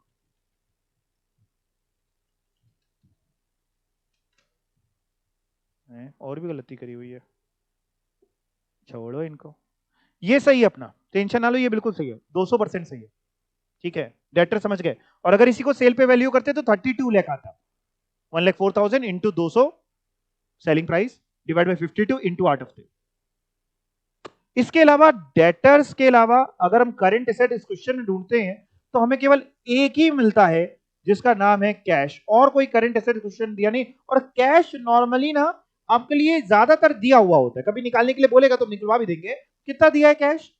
25,000, बस कैश लिखा 25,000, और ये हमारा आ गया ग्रॉस वर्किंग कैपिटल। अगली क्लास में करंट लायबिलिटीज भी निकालना सिखाएंगे, लेकिन अभी मैं क्या चाहता हूं आपसे, आप घर जाइएगा तो आप ना ये एक स्टेटमेंट खुद बनाइएगा, ये जो इन्होंने मल्टीप्लाई किया ये मत करिएगा, हमने जो मल्टीप्लाई कराया है वो, यानी कॉलम आप भी ये बना लीजिएगा, एक आपका ये पर्टिकुलर्स का कॉलम होना चाहिए, ऐसे ऊपर हेडिंग डालिएगा पर्टिकुलर्स, ये आपका डिटेल्स का कॉलम बना लीजिएगा, और ये एक इनर कॉलम में अमाउंट की जरूरत आपको नहीं पड़ने वाली, इसका एक अमाउंट, बस आप ये तीन बना लीजिएगा, पर्टिकुलर्स, डिटेल और अमाउंट। पर्टिकुलर्स में stock of raw material, details में आपने क्या मल्टीप्लाई क्या किया है वो, और अमाउंट में अगर आप चाहें तो फॉर्मूला भी डिटेल्स में लिख सकते हैं। सर आपने फॉर्मूला सिखाया नहीं तो हम क्या लिखेंगे, हमने सिखाया है आपको, देखो जैसे रॉ मटेरियल में कैसे निकाला, 1,04,000 into 80, stock of raw material जो सिखाया था, 1,04,000 into 80 divide by 52 into 4 weeks.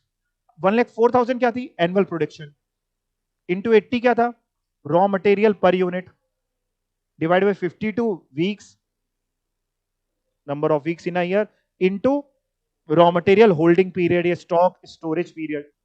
तो आप चाहें तो ये लिख के डिटेल्स में पहले लिखें, फिर उसी के नीचे इज इक्वल टू उसकी वैल्यूज लिख दें, दोनों काम हो जाएगा। न्यू सिलेबस वाले लिख के करिएगा ताकि नंबर काटने का स्कोप उसको पास ना रहे। ठीक है, थैंक यू।